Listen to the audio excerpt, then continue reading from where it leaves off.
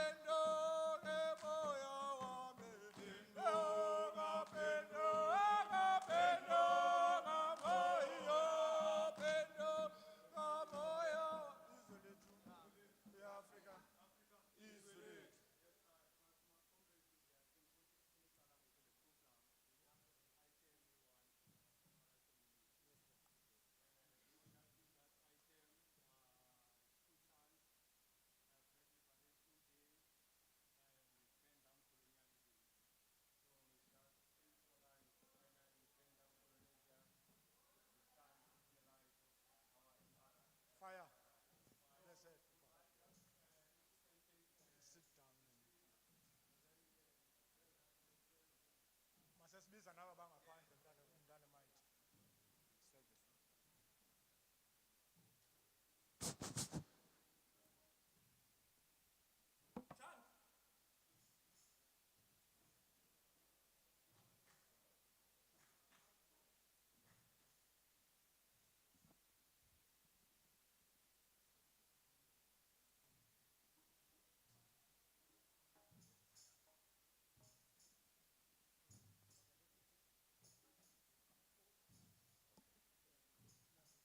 I will take the chant forward.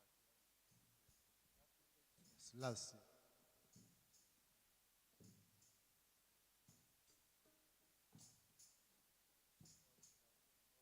Fire.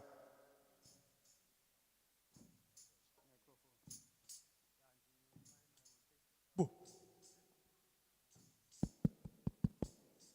Fire. Yes, I.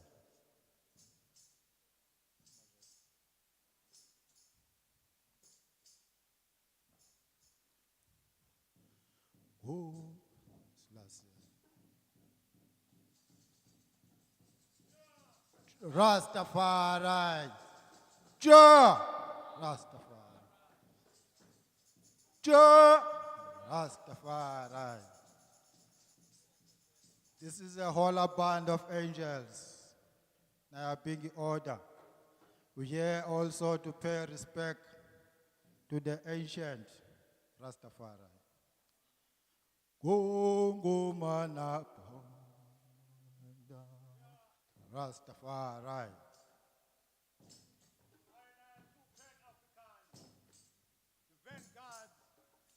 Of Rastafari. We give thanks for this moment in time where we come to celebrate and commemorate the 8th night, which is the birth of our Honorable Professor Mangaliso Sobukwe. We just use the two items of our chanting to open up this wonderful occasion. Our chanting still chant against all ways of colonialism and neo-colonialism that has pervaded Africa.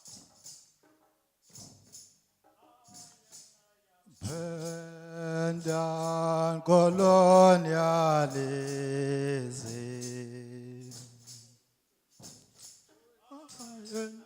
Pendant colonialism.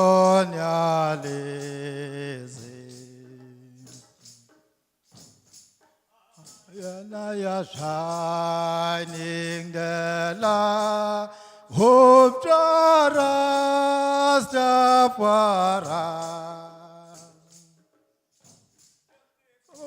Kumanapenda koloniali eze.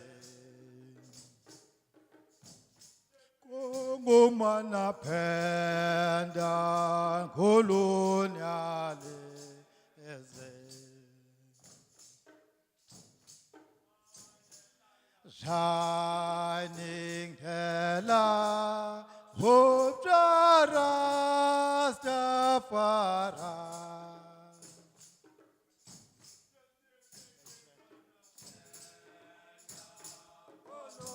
Colonialism. In town colonialism. I and I are shining the light of Rastafari.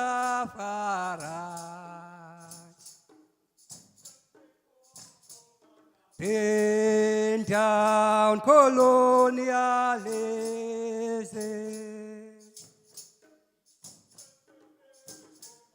Pin down colonialism.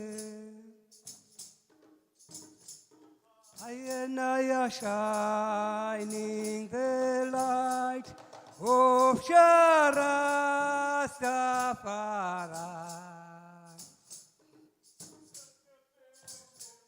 Pin down colonialism.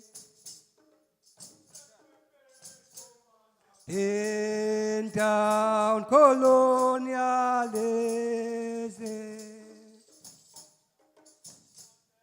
I and I are shining the light of Rastafari.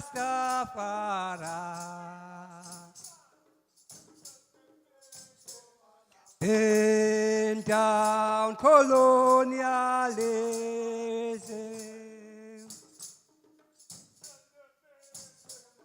Pin down colonialism.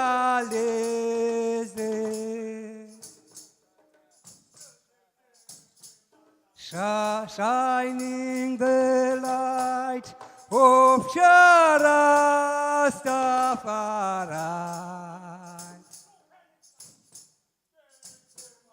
Pin down colonialism.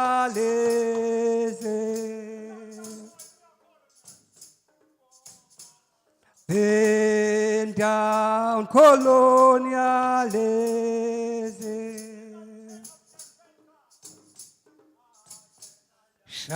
Shining the light of Rastafari. Rastafari. Rastafari. Rastafari.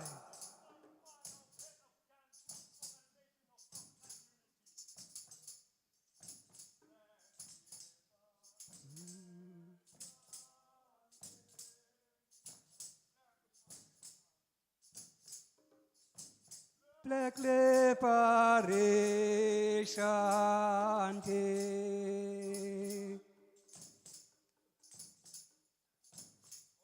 What a great day that must be when Africa is free.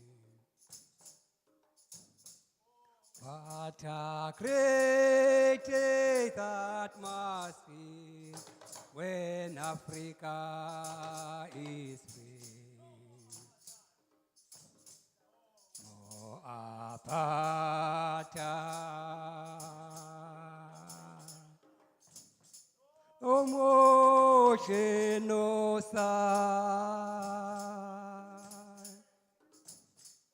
What a great day that must be when Africa is free.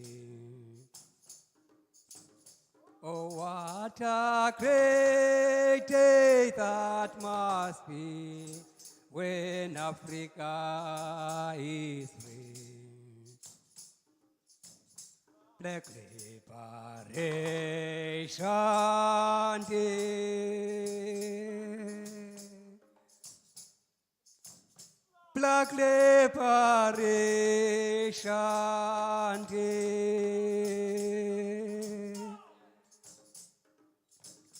Oh, what a great day that must be when Africa is free.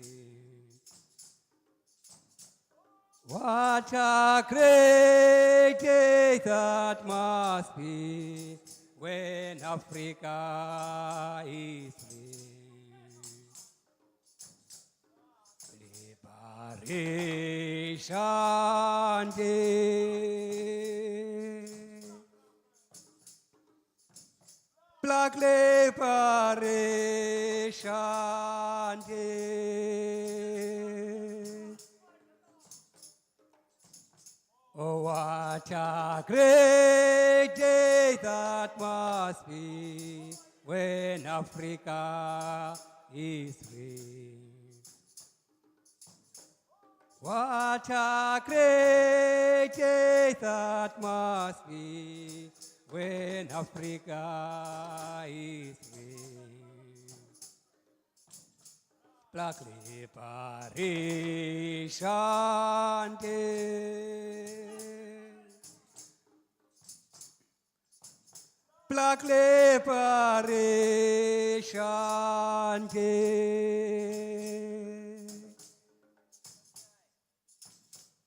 What a great day that must be when Africa is free. What a great day that must be when Africa is free. No apartheid,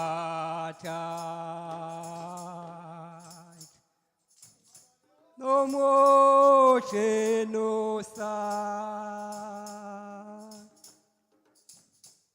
What a great day that must be when Africa is free. What a great day that must be when Africa is free.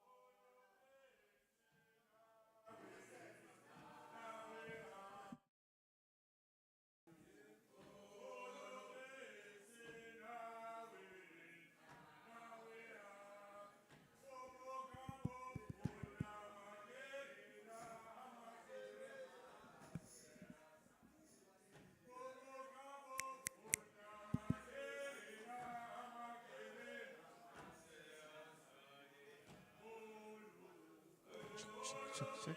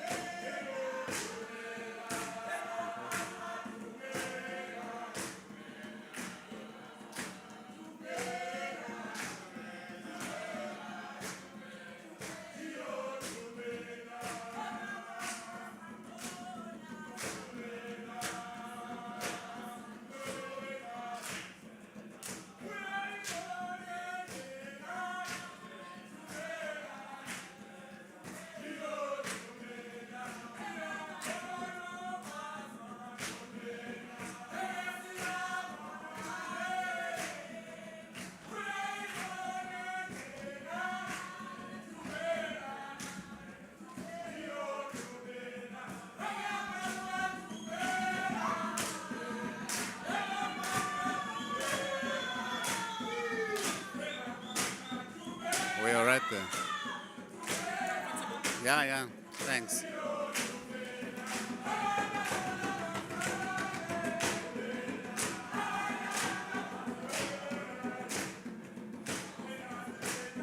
am I introducing next?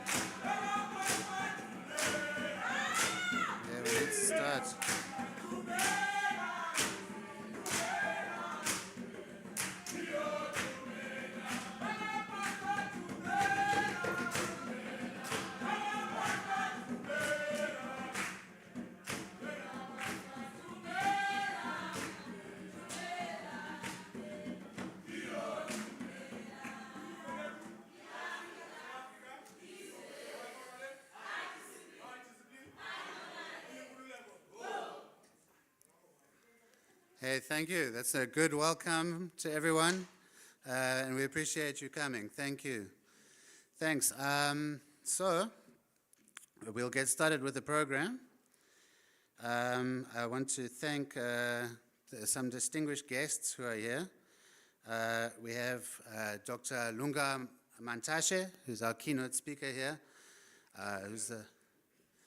he's the former deputy president for the PAC and a scholar here at Fort Hare.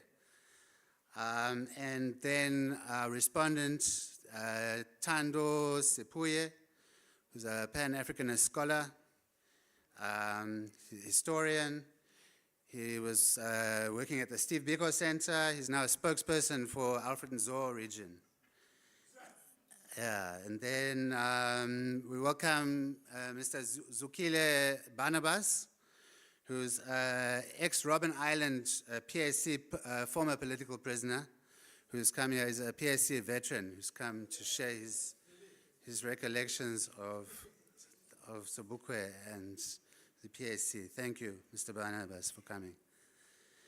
And also we have from the Sobukwe family, Nomfundo Sobukwe. Thank you very much for coming and supporting this event. We appreciate it. And Mr. Jeffrey Mamputa, who's Robert Sobukwe's nephew, who's also here. Thank you for coming and supporting us here at Fort Hare. Then we also have from the NIHEX, Dr. April. Thank you for supporting us, and Dr. Olofsson from philosophy, politics, and also Professor Leslie Hadfield is here from the United States, who's a liberation movement scholar. She's written extensively on the history of liberation movements. And of course, thank you to the PASMA, who's here to represent,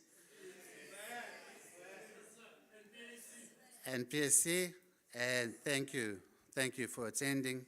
And to our Pan-African vanguards, the Rastafari Community Band.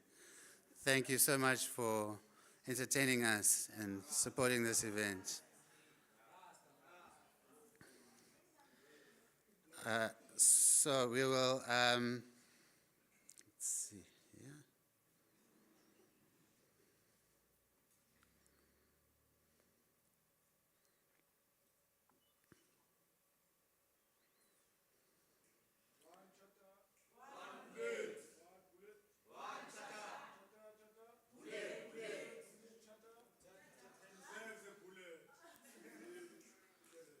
So it's a great honor, thank you, to welcome you to this commemorative occasion as we celebrate the centenary of South Africa's most visionary leader, Robert Mangaliso Sobukwe. We come together not only to reflect on the legacy of a man whose ideas and actions have shaped our struggle for freedom, but also to draw inspiration from his life as we continue to pursue justice, equality, and dignity in Azania. Sobukwe's name resonates as a beacon of courage and faith and conviction. He was born 100 years ago, yesterday. Yesterday was his 100th birthday. On December 5th, 1924, he was born in Graaff-Reinet. Sobukwe he rose to become a towering figure in the fight against apartheid, educating the people and dedicating his life to the liberation of oppressed peoples in South Africa and across the African continent. His vision was confined not to just to the present struggles of his time, but to dream of a decolonized Africa that would be united in purpose, steered by Africans towards sovereign self-determination, Izwelethu, sovereignty. Unlike most politicians in this country today, Sobukwe expressed a distaste for personal wealth and conspicuous consumption. He offers us an alternative model of ethical leadership, an alternative model to the tenderpreneurs that run our country with fantasies of luxury in contemporary South Africa and dominate our government. This centenary is a unique opportunity to reflect on Sobukwe's extraordinary intellectual contribution. As a scholar, he believed in the transformative power of education. He's an honored alumni of Fort Hare and a professor at the University of Witwatersrand. He advocated for a critical consciousness that would empower individuals to challenge oppressive systems. In his 1949 address, on behalf of the graduating class at Fort Hare, he said, "A word to those who are remaining behind. You have seen by now what education means to us. The identification of ourselves with the masses. Education to us," he said, "means service to Africa. In whatever branch of learning you are there for Africa. You have a mission. We all have a mission. A nation to build, a God to glorify, a contribution to make towards the blessing of mankind." He says we must be the embodiment of our people's aspirations. Sobukwe's unwavering belief in the humanity and the potential of all people reminds us of the importance of fostering spaces of intellectual freedom and debate. And that's what we try to do here at the Center for Leadership Ethics, which is hosting this event today. As the founding president of the PAC, the Pan-Africanist Congress, Sobukwe expressed a vision of African nationalism that was rooted in the principles of Pan-Africanism, not a narrow nationalism, affirming the dignity of all Africans. His famous statement, he says, "We are not anti-white, we are anti-white domination." That continues us to challenge us to rise above the divisive politics and focus on building a society grounded in mutual respect and equality. Sobukwe's legacy was not without its sacrifices. His courage in leading the 1960 anti-pass campaign, which led to the Sharpeville massacre, marked a turning point in South Africa's struggle for freedom. The apartheid regime recognized the power of his ideals. They sought to silence him through harsh imprisonment and isolation, to keep him away, to keep his voice away from the people. PAC activists were singled out as the greatest threat in the 1960s by the apartheid regime. In 1960, after the formation of the PAC, the Navy, South African Navy, handed over control of Robben Island to the Department of Prisons. After the anti-pass march, those sent to Robben Island in the early 60s suffered the worst conditions, worse than those who came later to Robben Island. They were the ones who built that maximum security prison out of the stone on the island, and they suffered with blood and sweat. Sobukwe was kept isolated on that island. Nolubabalo Tongo Tchwa, who wrote a doctoral thesis on political imprisonment on that island, she reports the recollection of Tamsanqa Komsana. On their way, the PAC activists, the prisoners, on their way to the old stone quarry where they were getting the rocks to build that maximum security prison, they would see Sobukwe standing there in his garden. They referred to him as the Prof. They saw him on a daily basis. They said it lifted their spirits as they saw him, even though they couldn't speak to him. That would give them strength to survive the hardships of the old stone quarry and the old jail. Political prisoners would remove their hats when they passed Sobukwe as a sign of respect, and he would silently pick up the sand and let it flow between his fingers, which they interpreted as a continuation to fight for the land. Today, as we gather in Sobukwe's honor, we're called to reflect on the profound lessons his life offers us. His unwavering commitment to truth, justice, humanity compels us to ask ourselves, are we living up to his ideals that he so passionately advocated for? How can we carry forward his vision in this country today with the inequality and oppression and poverty? So let this memorial lecture serve as a tribute to the past and ignite dialogue and inspire action, and we can reaffirm our shared commitment to his vision of a free and just society. So welcome, thank you everyone to come to this important gathering, and may our event today deepen the appreciation of Sobukwe's enduring legacy and strengthen our resolve to follow the path that he illuminated. Thank you.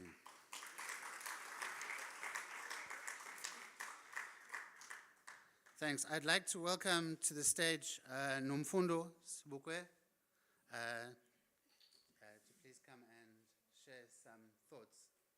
Thank you.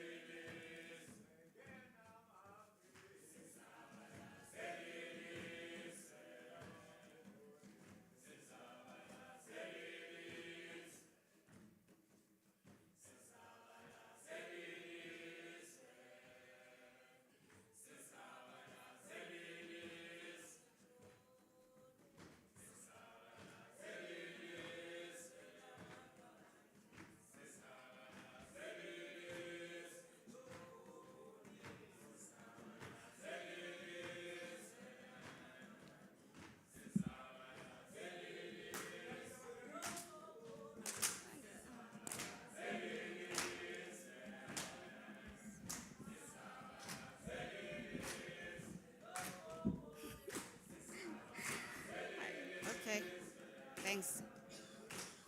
Thank you.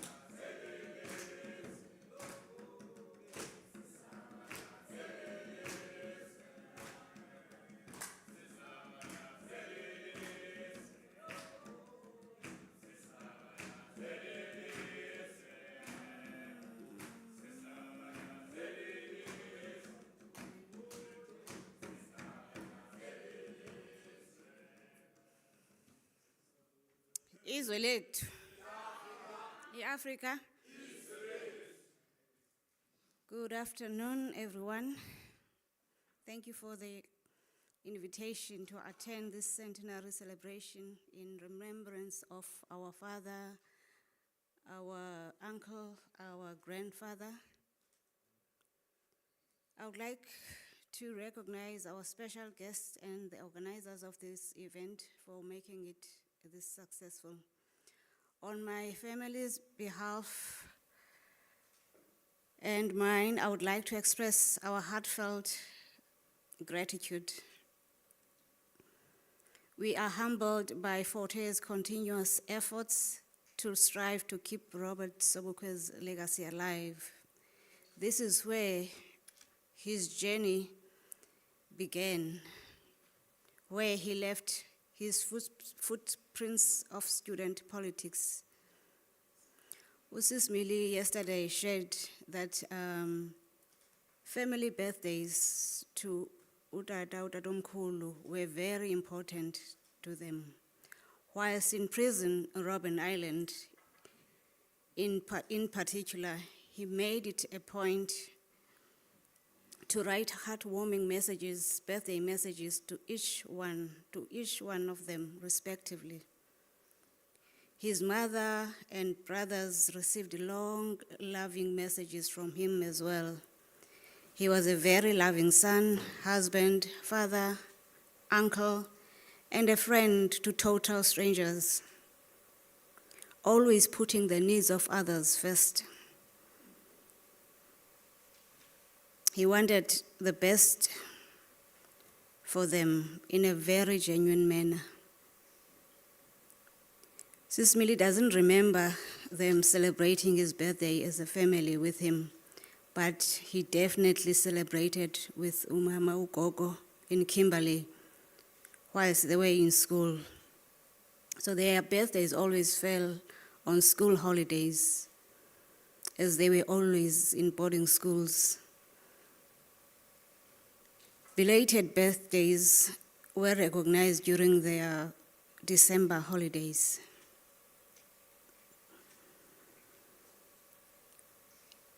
So we would like to thank the Forte for commemorating conferences held at Forte University in the past years. In his remembrance, we truly appreciate Forte's effort, Forte's generosity in this regard. I thank you.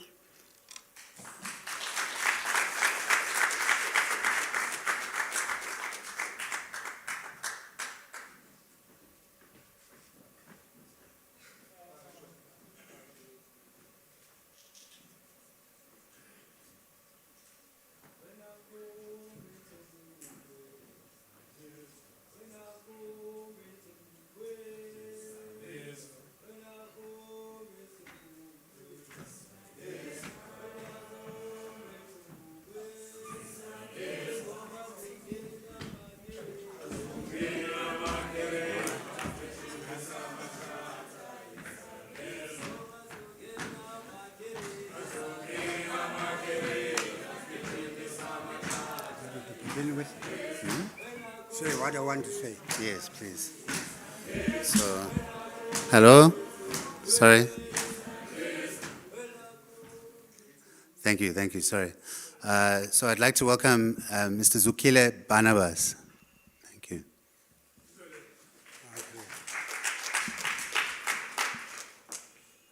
Lona nguzukile Barnabas, kumzi uyanda Barnabas. Yabulela amaAfrika. iAfrika yizwe lethu. Nkosi maAfrika.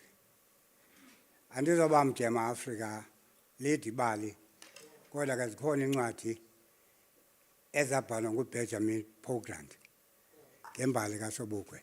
Ndinayo enye yazo pha endlini. Kukwisicathulo pha kaSobukwe sithi, these are the times that try men's souls in this crisis. A summer soldier and a sunshine patriot will shrink into the services of the nation. But he who tries it now deserves the praises of men and women alike. Izwe lethu. iAfrika. Sinento endiyithanda yesiunity, Sobukwe body rest amongst the others in the graves. Sobukwe's body rests amongst the others in the graves. Sobukwe's body rests amongst the others in the graves, but his spirit marches on. Thank you, maAfrika. Izwe lethu.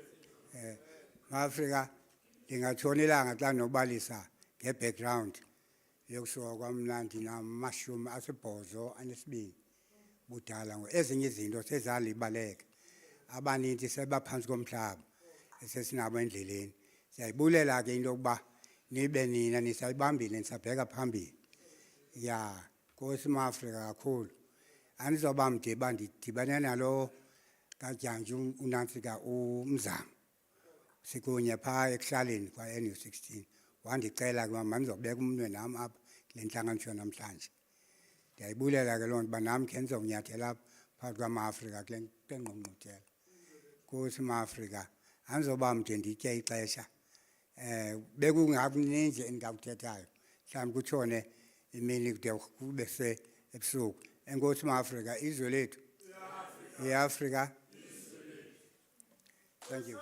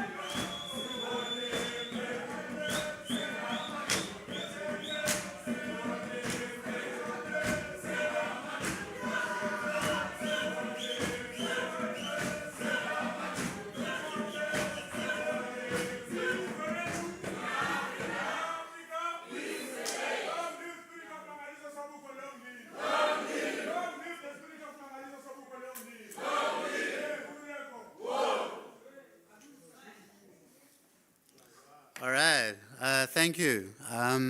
We now have our keynote speaker, Dr. Lunga Mantashe, who I'd like to welcome to the podium. Please give him a round warm welcome. Thank you.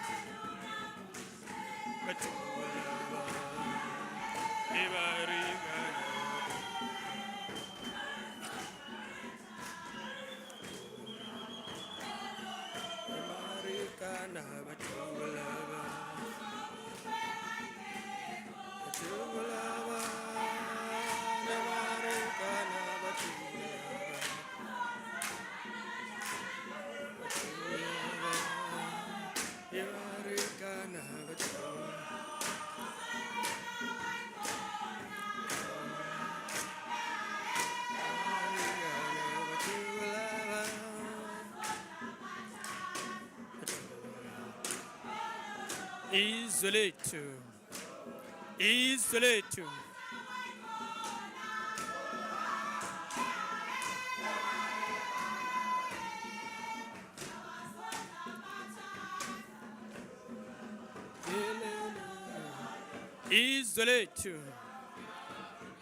Africa. Isolate. High morale. Inkululeko. I would like to begin by singing a song that we would have ordinarily as Pan-Africanists started with if it was our show. Nisibani setu makawe aseyazania ukufa kwenu akusoze kulitya ukufa kwenu kuyakukhanyisa indlela yabo bono abaphansi kwengcindezelo niyisibani sethu maqhawe aseyazani ukufa kwenu akusoze kulityalwe ukufa kwenu kuyakukhanyisa indlela yabo bonke abaphansi kwengcindezelo ngaphandle kweziphamu ngaphambi kwezinhlavu zezitha anizange niphelelwe ithemba lapho khona nathi phambili kenguqulelo ngaphandle okweziphamu natul ngaphambi kwezinhlavu zezitha anizange niphelelwe ithemba lapho khona nathi phambili kenguqulelo sozibutha iziphamu siqonde phambili ngaso sonke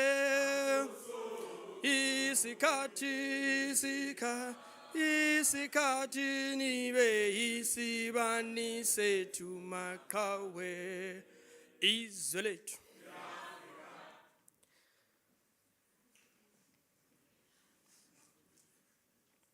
Thank you, Dr. Chris, for allowing us to sing this song. It's a very important song. Loosely translated, it means we are inspired by the martyrs who have fallen, who have carried the gun in the battle to fight for freedom. And so we will continue with their struggle for liberation of humankind. The title of my talk today is, according to Sobukwe, How Shall Human Beings Live in Relative Peace and Harmony? Program Director, allow me to also greet the Vice Chancellor of the University in absentia, Professor Butlungu, the Center for Leadership Ethics in Africa, and all the organizers of the event, the veterans who are here today, particularly veteran Barnabas, the Sobukwe family, the different academic departments that are here or watching elsewhere, distinguished guests. I'd also like to greet the Rastafari community, the African Hebrews, I've seen them here, the branch and regional leaders of the Pan-Africanist Congress of Azania, and the member of the Pan-Africanist Students Movement of Azania, PASMA. And I also want to greet all the members of the PAC that are here and elsewhere, ladies and gentlemen. As you all know, Sobukwe today and now is 100 years, one day. I submit that the only justice we can do is to speak about him with absolute honesty and premise our interpretation on how Sobukwe diagnosed the problems facing us as humankind and the solutions that he offered. I often say, sons and daughters, if you will allow me to call you, that if we want to solve a problem, we must get two things right. Number one, we must correctly diagnose the problem we wish to resolve. To do this, we must formulate the question correctly. An incorrect question leads to an incorrect answer, obviously. Number two, we must be willing and prepared to act in the manner that solves the problem. These are the two key fundamentals that Sobukwe himself engaged. Sobukwe formulated the question correctly, in my opinion at least. The question he posed was not obviously political. It was a social question. Obviously, it had to be given a political character. He asked, how can we as human beings live together in relative peace and harmony? He said this was the question that faced humankind across all ages, across all space and time. It was not a problem that faced only the African people. It faced the Asians, the Europeans, and everybody else that you could think of. Note that he was not asking how only a certain group in those nations can live in relative peace and harmony. He was asking this question, I repeat, for the whole of humankind. I'm not an ethicist, but I recognize that this is organized by the ethics unit. And I should like to say a few words about how philosophers, particularly those who spoke from an ethical perspective, sought to resolve the social problems before I get to how Sobukwe himself solved these problems. Philosophers and theorists from Europe in particular offered various responses to this question of social relations. They offered ethical and moralistic suggestions and explanations. Over 2,000 years ago, Aristotle thought that the problem was that we, as human beings, had a defective character. He thought that we needed to act, to work on our character.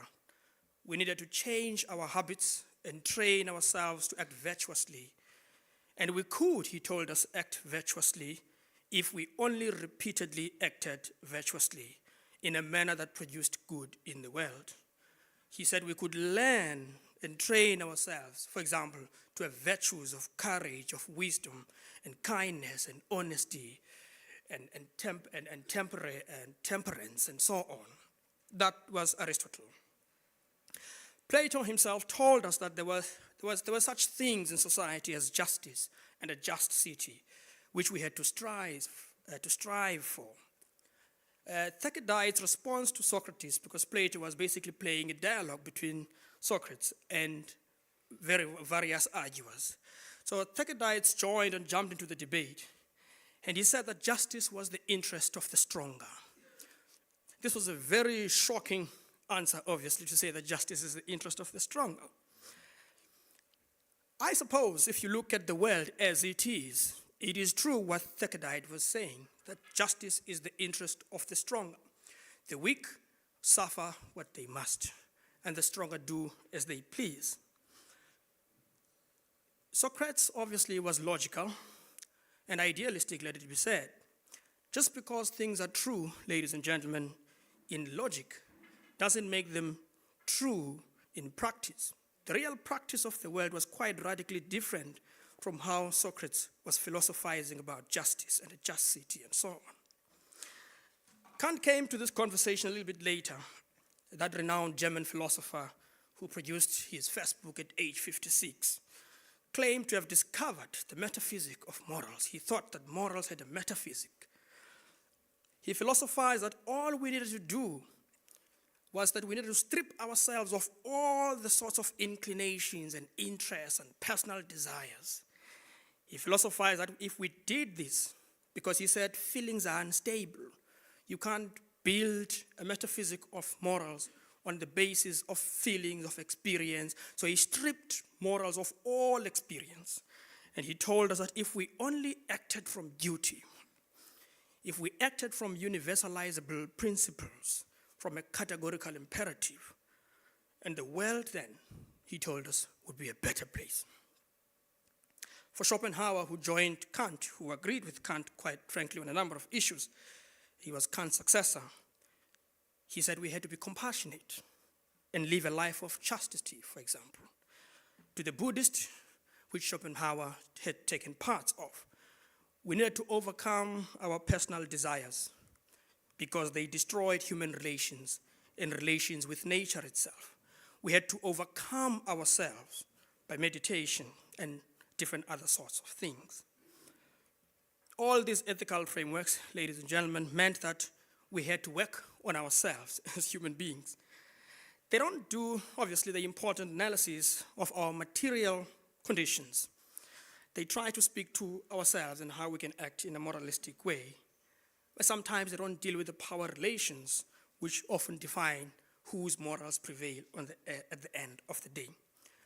It was Nietzsche who came later, during the period of Marx also in Europe, during the time of Bismarck, who anticipated folks like Hitler, like Mussolini. He came and challenged the very idea of morality, the very idea that there was such a thing as good and bad. He said there was no such a thing. Nietzsche told us there was no moral or immoral, no good, no evil. There was no beyond, no after, no God, nothing, no morals. It was a godless universe. Instead, he told us that moral behaviors were imposed by those who were strong. In other words, he was now agreeing with Thucydides in that conversation with Aristotle. He was saying that morals were imposed from outside by forces of power. Morality then was a justification of struggle by the weak also to attain power, or at least to justify their weakness. So his position was, we thought of morals to try to justify why we were weak and why the next world will be better for us, for example. Hence he tried to attack morals at their very spiritual essence, if you like, because he said there was nobody, there was no God in the sky waiting to save us. So in other words, morality could not be understood outside power, according to Nietzsche. Power undergirded it. In other words, morality and ethics function at the level of the superstructure, often to maintain structure through media, religious and cultural institutions, and even educational institutions. We must remember how, obviously, religious missionary work, the work of moral pedagogy, was linked to racial hierarchy. Missionaries had the understanding that in the eyes of God, we were equal, but they also had the understanding that we were unequal. I suppose George Orwell would call this doublethink. There was a white man and a woman at the top of the pyramid, followed by an Indian man, followed by a colored man, and finally followed by a black folk at the bottom of the pyramid. In this hierarchy, Europe had the duty of Big Brother to help us set up a government in its own civilizing and civilized image. Botha, in 1985, 17 August, crudely told Parliament, that if God had ordained the white man to rule over blacks, then it was so. And we had not been thankful to this gentleman because we have kept fighting against Big Brother, against our nation being supervised by him or by the Nerve Center in the United States and in Europe. And he has had to punish us, obviously, with sanctions, with isolation, with infiltration, and division for all our ungratefulness. So we've been very ungrateful as African people. In the book Will to Power, Nietzsche praises Napoleon and Bismarck as examples of higher men, strong men. They are higher men because they obey no rules or anybody. He would have praised Adolf Hitler too, should he have lived to see him engage in extermination of 6 million Jews. Under Kant, the higher man would be forever suppressed. And Nietzsche's duty, he told us, was to lift the higher man up, the man who can walk on top of corpses and bodies and men and women. So, under Kant, these higher men would not forever be suppressed to the level of the head, to the level of the sheep, to the level of the stupid masses, and even to the level of the democratic nonsense that Hitler talked about in his book Mein Kampf in 1924, when he was planning in plain sight how to exterminate another group of people, which happened almost a decade later. The place of the stupid masses was the place of slaves. As Aristotle told us in his book entitled Politics, there were natural slaves and natural slave masters, or natural rulers. And so when missionaries came to Africa, they brought with them the nation of, quote, slaves, obey your master type of mentality. Quoted from the Bible, even out of context, ladies and gentlemen, let it be said. Today we have the notion of foreign investors and foreigners from Zimbabwe, from Nigeria, Ghana, etc. Foreign investors come for good, right? And foreigners from Zimbabwe, Ghana come for ill. So the foreign investors come with big machines, with big means of production to extract our minerals and so on. And foreigners come for ill, as I have told you. So beware these drug lords from Nigeria and human traffickers, we are told. And so Operation Tudula springs up in Soweto to try to help us to get rid of Nigerians in Hillbrow. So this is the problem that we have to deal with. So Operation Tudula must be formed.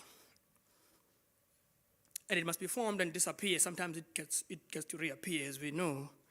And parties like the Patriotic Alliance and the Action SA are formed and go to Parliament predicated on this premise that we've got illegal foreigners who have come to destroy things in our country. But all the same, the people are the head, they are the sheep, they are the stupid masses who need guardianship from Europe. In Beyond Good and Evil, Nietzsche has this to say actually about humanity. And you can see how this affects social relations. He says that, quote, in all ages, as long as mankind has existed, there have always been human heads, in other words, the masses, and always a great number who obey in proportion to the small number who command. You can see again the links with Thucydides here. Obviously, this is based on a false reading of history on the part of Nietzsche, for there was a time and age, in one age, where humans lived in relative peace and harmony, where one group of people didn't invade, exploit the land of others, and so on. And this we hear actually from a European historian, Will Durant, who has written a lot on the history of human civilization, except perhaps you could argue he had excluded us from that history of human civilization. But the essence of Nietzsche's point, ladies and gentlemen, is that morals is irrelevant, and social harmony is an illusion, and it is meant to prevent individuality, the higher man, the Hitler, the Bismarck, the Napoleon, and so on. Or you could even say the Mussolini after him, the Stalin, the Hitler. You could say all of those things, and they will also be true for Nietzsche.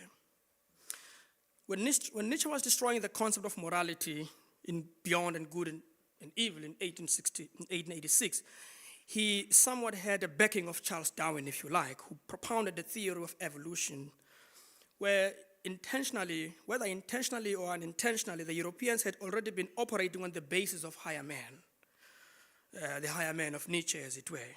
In 1860, for example, we know that the competition for resources and economic rivalry between mainly Germany and Britain had emerged, but it had not become concrete and widespread in the 1860s.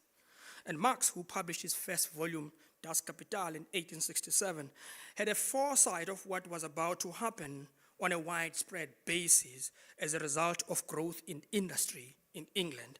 As we recall, Marx actually studied an English factory, and he basically generalized from the thesis of the English factory across the board. And to a large degree, Marx was correct about how capitalism was going to spread throughout the universe. In our case as Africans, when capitalism emerged, it took the form of colonialism, of imperialism, of racism, later of apartheid in the context of Azania. In economic textbooks, ladies and gentlemen, at least the ones that I've read in the past, this period is called the Voyages of Discovery. How beautiful a word. Even we have been discovered to Europeans, and this they could say with a straight face. Sobukwe tells us in section A of the 1959 PAC manifesto that the significant portion of our social situation, or milieu as he calls it, colonialism and imperialism, began with the expansion of European markets, which began to expand definitely and most certainly after 1885, after the Berlin Conference, the one where the spoils were going to be shared, and so on. By telling us this, Sobukwe is telling us also why he joined the struggle, when he says the significant portion of our social milieu began with the expansion of what? European markets. Note, Sobukwe is not saying the significant portion of our problems emerged on the arrival of white people. This is very important. He says with the expansion of European markets. It's very important. Sobukwe himself was a linguist. He was always very careful with his words. And he was writing this manifesto in 1959 with the likes of Peter Raboroko. And so sometimes people say, white people hate us. If they came here, they hate us.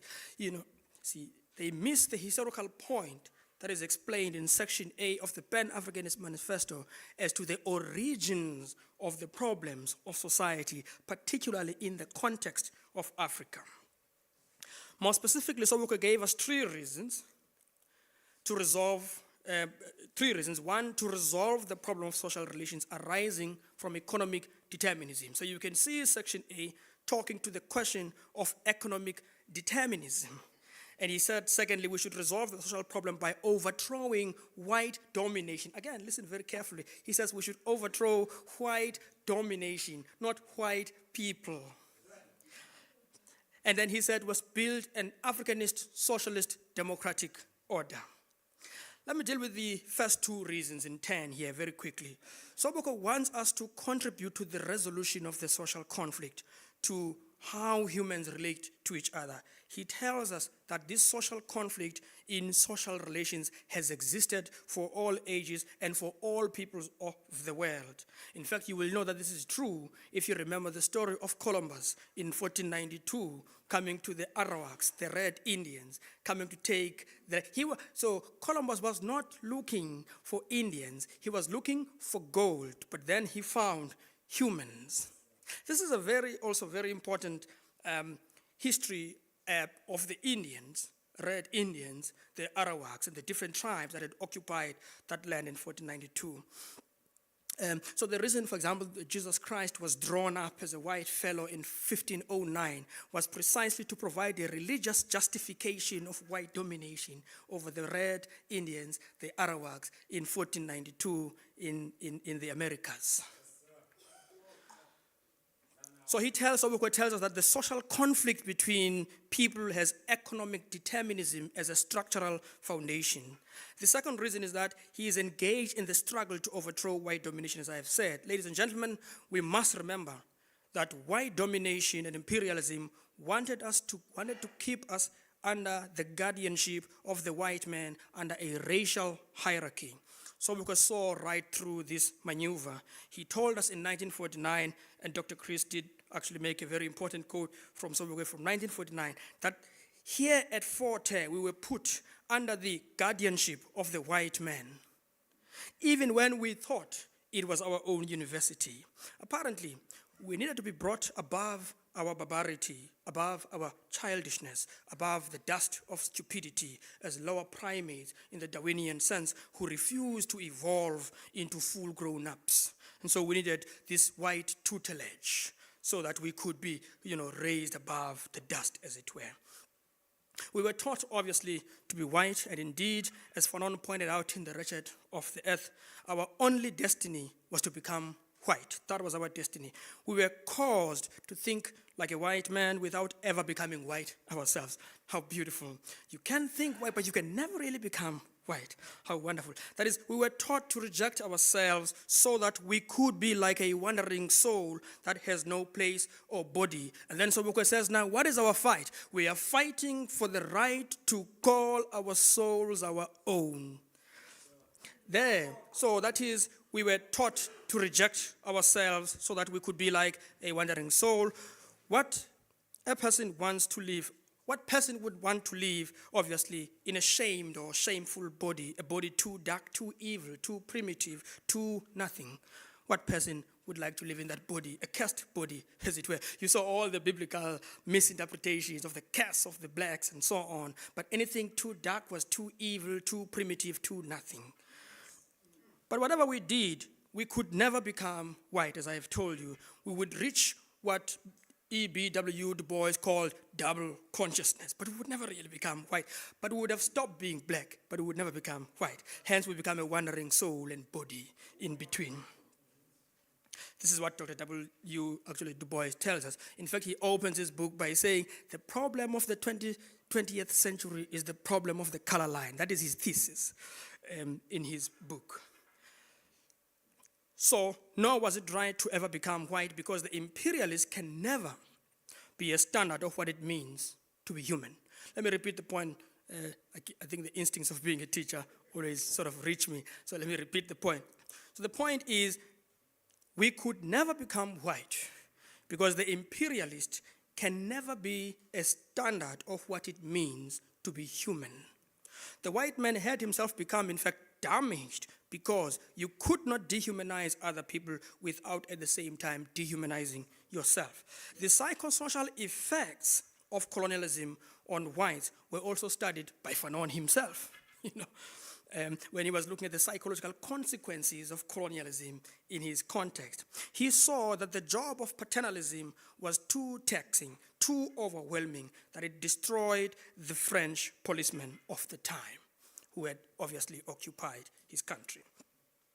Ladies and gentlemen, let me go back to deal with the role of economics on social relations. While Sobukwe tells us that the structural foundations of social relations is economic determinism, I can say with certainty that he does not mean economic reductionism. He does not mean that everything in society can be reduced to the way we relate to production. This would be obviously a gross failure to see the interplay between the various components of structure, culture, psychology, and economics, even and politics. Neither did scientific socialism mean economic determinism. Rather, Sobukwe meant that the colonial mode of production played a dominant role in shaping social relationships in our history as Azania and as Africa. Indeed, the manifesto says that we are engaged in economic activity because we are social beings, not the other way around. In other words, we are not social beings because we are engaged in economic activity, but we are engaged in economic activity because we're human beings. And so the issue is about how we satisfy our primary needs. I mean, the beautiful textbooks of economics tell us that what we are trying to do is to satisfy our unlimited wants in the context of limited resources. And yet the question never quite frankly arises, why do we have limited resources concentrated on few hands? Sobukwe challenged that narrative. Biko, Dr. Chancellor Williams and Sheikh Anta Diop says that Europeans came here for economic reasons. You remember the point I made earlier on. They came here for economic reasons. Right? This is very important, just as in fact Professor Howard Zinn, who wrote the Histories of the United States, observes that Columbus went to America for that same reason, for gold, for economic reasons. He was not looking for Indians or for Arawaks, just as black slaves were shipped to Virginia in 1619, not for purposes that they were black, but they were being shipped to provide labor in the plantations of Virginia, just as they were doing in Manchester and Liverpool and elsewhere in the United Kingdom. So, okay, I've lost the trail here. Where am I now? Usually I don't like speaking from a book. Very disturbing. But okay. So they were shipped there to go and work without pay and to become the property. And was it not Aristotle who told us in his own book, Politics, that there were such things as natural slaves and natural rulers, and that other people were properties of others, even in the context where Aristotle had the capacity to think logically, but his logic was limited by the context in which he lived. And that's also the criticism of Marx to Aristotle. So I want to emphasize again that Europeans didn't come to Africa for a tour or for racism, and there is nothing inevitable about ending up in South Africa. In fact, the book written by Laband on the land wars does indicate, in fact, there's a possibility that the Dutch East India Company could have ended in Mozambique because it was trying to capture and to take over a fort in Mozambique. So they could have ended in that fort if they had taken that fort. Maybe they could have come and joined us a little later. Maybe never, who knows? But if you read the histories of humankind, they will have arrived at some point here in the South, as the case was in 1652. But the point is, let us also dispel the myth, which also John Laband, who is a very creditable historian, he dispels the myth that white people actually found Africa without people. I mean, the tip of the South even. We were here, and we didn't arrive here through some mass migration, but through our usual gradual movement from around Africa. The point is, ladies and gentlemen, racism evolved over time. It was not a once-off thing where somebody woke up and hated somebody. It evolved over time as a justification for settler colonialism, political subjugation, economic exploitation, and social degradation of the African people. White prejudices, for example, including cultural objects of the colonial name, came out of the womb of economic relations. See, so ukucatshukela kwethu ngabelungu kusuka esiswini se-economics. Akusuka e-head office, kusuka esiswini. You see, so that's a very important point. So white prejudices then must be understood in that sense. Then they joined the superstructure, which is a very important dimension of society, the superstructure. What is the superstructure? The superstructure is the level of ideas, the level of institutions whose job is to perpetuate the status quo. In other words, when you are engaged in a struggle, you are not just fighting the economic relations, but you are fighting the ideas that are predicated on the base. The relationship between the base and the superstructure must be understood in that sense. So the superstructure then was the level of ideas, of institutions, and there was a deliberate, successful attempt to separate Africans from each other first and from whites second through laws that sought to tamper with the natural evolution of social relations between humans. In other words, you can think of how the world would have evolved in the absence of colonialism and imperialism. Actually, Toure tries to do this. He tries to make the point that Africa was evolving, was making its own internal, natural, organic evolution until disrupted by colonialism. And so nobody ever can come to know how we would have turned out if we have just been left to run our own affairs. But you know the problem, the European will never let us do our own business, even today. So the level of culture grew, the level of racism grew to an independent category. It grew its own powers, its own properties, and existed presently as if it had always been there. And so suddenly, and it appears suddenly now, but it's an evolution, but then suddenly, then the whites were superior. Superior on which basis? Because they now had the means of production. They now had the power base, the economic base, where we need to go and work. And so we know the story here of 1859 of Mangaliso, when we lost about I don't know, the numbers were about 300,000 cattle or that number in 1859 in the story of Mangaliso, and we're seeing about it. The cattle that we lost there caused us to become laborers in the mining sector. We had to go and work because we couldn't now have cattle, we couldn't engage in proper agriculture. There were even arguments that even the land itself had been poisoned in the 1850s. So you can say it's not because the white man is looking at a black guy and is like, hey, I want to hate you, you know. No, the reality of life does not work like that, ladies and gentlemen. So when it had become a full animal, that is to say now racism, it had its own body and its own soul. It was as though it was natural and not naturalized by law, by education, and certainly by violence. See, because the oppressor works in those ways. They try to engage in pedagogy, which is teaching. You must be taught and you must learn to become something. If you can't be taught, you must be coerced by the law. If you can't obey the law, then we will whip you with violence. So when states accumulate the power of monopoly of violence, it is not so much so because they want to protect people, but because they want to wield that power to manage the social relations in the manner that they please. You put it much better. So racism became transmitted from white to white and accepted by the generations of Africans. It became a disposition, a mode of life, and a way of being, a diazyme or a facticity, to use Heidegger, the language of Martin Heidegger, which characterized social relations and relations to production. And so it can be stated with near certainty that racism was ingrained, and I use this word, racism then became ingrained in white people because it was transmitted over years and both consciously actually and unconsciously or unwittingly in many instances between generations it was then transmitted. So this is called by Baudu the work of pedagogy, so the working on the person to keep them, to make them to become the being you want them to be. This tends to reason that those on whom it was explicitly imparted may not know that it is possible that they are racist. That's why when you talk about racism, people jump and become too defensive. See, what is the jump to the defense? To defend what? You see, it's because it stays in the unconscious. So you cannot say you know for sure that you are racist, because things that stay in your unconscious don't communicate with you.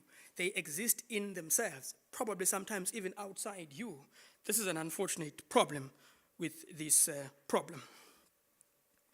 So, or they could not identify the history in which colonial dispossession of land, exploitation of African labor, and the enactment of colonial and apartheid laws were able to structure the conditions of their present unconscious. Sobukwe understood this very social reality clearly, and he equally understood how it shaped the way Africans thought of themselves. So this is the problem. The problem is not that just you have a problem of racism. Now you've got a problem of acceptance of racism, acceptance of inferiority on the part of the African. It is based, so Sobukwe then says that he understands how these things work out, and then he undertook the project. So I call this project the project of re-ontologizing the de-ontologized African, the project of remaking the African into the African that is human proper, and not human because pedagogically they have been made to be so by a person external to them outside their border for reasons of economics and very later obviously for other prejudicial reasons. But the remaking of dehumanized Africans is not an ideological project based on hate. Very important. I repeat this also. The project of rehumanization is not an ideological project based on hatred or of being anti-white. Dr. Chris made the point earlier on here. We are not anti-white. Someone actually asked Dr. Chris a question, what is this anti-whiteism? And then he said, could you, in circumstances where you were whipped by a whip, carried by a man, could you, for argument's sake, argue in abstraction and say, the whip that whips me, I hate the whip, but I don't hate the person who whips it or the person who wields it? Sobukwe's point of view was that there was an associative problem, that the whip had to be understood in terms of the person wielding it. Now, that was not hatred. That was a pure logical association of where the problems of the whip were coming. The project of remaking the dehumanized, ladies and gentlemen, is based on love for Africa and humanity. It is a project of rehumanization of Africans, and with them, the whole of humanity. At this point, I want us to listen to Sobukwe himself and stop listening to me as he poetically declares his love for Africa as early as 1949. His love for Africa and humanity. Quote, we are anti-nobody, he tells us. We are pro-Africa. We breathe, we dream, we live Africa. Because Africa and humanity are inseparable. The last portion, Africa and humanity, not Africa and Africans. Africa and humanity are inseparable. I am now reminded here of the great revolutionary Che Guevara, that revolutionary who walked alongside Fidel Castro of Cuba to see to the overthrow of Batista in 1959. And I want to quote him too, he said, at the risk of seeming ridiculous, let me say that the true revolutionary is guided by a great feeling of love. It is impossible to think of a genuine revolutionary lacking this quality, the quality of love. And Sobukwe told us, we love Africa. The more we do for her, the more we would like to do, the more we cannot do enough. And he wanted to unite all heterogeneous tribes under the banner of African nationalism into one national front for the overthrow of white domination, and to return the humanity of all those who are dehumanized, black, white, pink, yellow, pink, whatever color you like to call it. Steve Biko actually exposed this ridiculous argument to the judge sometime in the 1970s when they were talking about being white and black. He said, what are you talking about? You don't seem white at all. So Sobukwe loved the people. He said, for the love of Africa, Sobukwe left his lecturer post at Wits University. He helped construct and lead an anti-pass campaign. And he got arrested and imprisoned in solitary confinement and died in the struggle under house arrest. But Sobukwe did not die a surprised man. He saw death coming and he confronted it. And he spoke like a stoic and said, quote, the price of freedom is blood, toil, and tears. Dare I add here, death. Although he knew the price, he taught us never to fear victimization. So you must never fear victimization. Why? Because if you fear victimization, you fear being yourself, being you, being capable of saying your thoughts. So never fear victimization. He himself was prepared to pay the price in order to achieve the Africa he wants. So what is this Africa that Sobukwe wanted? The Africa Sobukwe wants is an Africa that is not a puppet of either the West or the East. That is why he wanted a decisive break with American and European imperialism. Call it Western imperialism if you like. From the East, Sobukwe objected totalitarianism. In fact, Sobukwe criticized what Trotsky called the degenerate worker state in Russia. He criticized Stalinism. as totalitarian. Naturally, he would criticize fascist Italy under Mussolini. He criticized Hitler.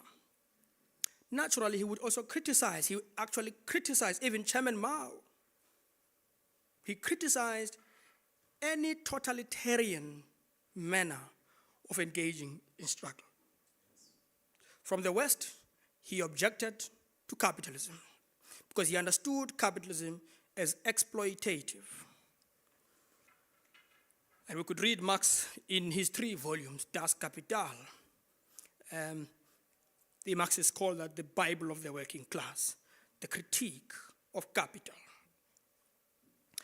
It's also a pity that these economics textbooks are not taught at universities. It's a big pity, because a university is supposed to be a space of contestation of ideas, not a monolithic sort of idea of what is truth. See, because when we teach these textbooks, the underlying assumption is that they are true, and there's nothing objectively false about them. And this is an indictment to higher education institutions, and I speak as a lecturer. So Sobukwe wanted the most equitable distribution of wealth. This rejection of fascism, Stalinism, and capitalism, and Sobukwe's position on international relations was influenced by George Padmore, let's say that. In his book, George Padmore, Pan-Africanism or Communism, the question, the struggle for calming Africa, Padmore criticized the Soviet Union, and particularly under Stalin, in 2 key ways. His first criticism was against Soviet Union's big brother mentality. This mentality showed itself when Stalin wanted to direct politics in China, in Africa, in the West, in America, and in England from Moscow. Padmore objected to this because it implied that Africans had no ability to decide how to conduct their own struggle in their own way. Padmore's second criticism was that the specific policies, tactics, strategies which the Soviet Union imposed on communist parties in the colonies, including this colony, were informed by the interest to dominate the West and the rest of the world, but not necessarily to free oppressed peoples. That was Padmore's criticism. Such tactics included Stalin selling oil to Mussolini, who was in fact invading Ethiopia, making a pact with Hitler, or advocating for a separate state for the black Americans, the so-called, what was it called? It's a Belt Sea proposal. And infiltrating black organizations across the world, including here, to direct policy, to direct strategy, and to direct tactics. Sobukwe shared all these Padmore's criticisms and these were evidently shaped. They evidently shaped his own position in Azania about how to approach the communist question and how to approach the white liberals and so on. Let it be said that Padmore, I don't want to be misunderstood here, Padmore didn't find the Soviet Union to be racist at all. In fact, he accepted that communists were colorblind in Russia, just as Sobukwe found white communists here in South Africa to be colorblind. In other words, to have no racist prejudices. This actually shows that racism is a sort of thing that is pedagogized over a person. A person is taught to become that type of thing. If they are not taught, then they cannot reasonably become racist. I don't mean taught in class, I mean taught implicitly and explicitly. On communism, Sobukwe's view was that no revolutionary could object it in theory. Communism was the ideology of the working class, he told us. The problem was that there were no communists here. That was his problem. There were no communists here in South Africa, and there were struggles with it. The struggles that they engaged in here, they were being an experiment of the Soviet Union. So here in Azania, there were fake communists. There were pretenders, and there were opportunists. Sobukwe didn't only have to deal with the race question, he also had to deal with geopolitics at the international scale. Essentially, he took Nkrumah's position of positive neutrality. Lanto ukuthi asizungena izinto zabatsotsi. Bayaxhithana abatsotsi ba eWest. Bafuna amandla bonke. Asizuyingena sabane positive neutrality. What he means by this is that Africa would not allow itself to take sides in the Soviet West conflict and competition for power and domination, Africans were going to be neutral in everything that didn't affect their own destiny. That's Sobukwe's position. Anything that does not affect our destiny will be positively neutral. We'll get out of it. The policy of positive neutrality was informed by where the world was at the time. But it is possible to say that that position is independent of space and time since that time at the very least, supposing that time is finite. Today, the world, sons and daughters, is very different. Today, science and technology have advanced more rapidly, but its gains have not been felt so much in Africa. Capitalism is not as vulnerable as it was in the 1940s and during the wave of national struggles for independence. There are people actually who think that capitalism is now more under threat. I don't think so. Priorities of big industrial hegemons have shifted to increasing the production of more arms, more weapons in the world. And this skewing of budgets to more arms than to social services actually indicates the insecurity of the system. So it needs to have more arms, more lethal arms, to protect itself. But Big Brother decides who is entitled to have the weapons of mass destruction. Countries that are regarded as mad are not allowed to build weapons of mass destruction or nuclear weaponry. North Korea and Kim Jong-un's and Iran are such irrational and irresponsible state actors that should never be allowed to carry weapons. Suppose you gave them a knife, they would stab everybody, according to the US at least.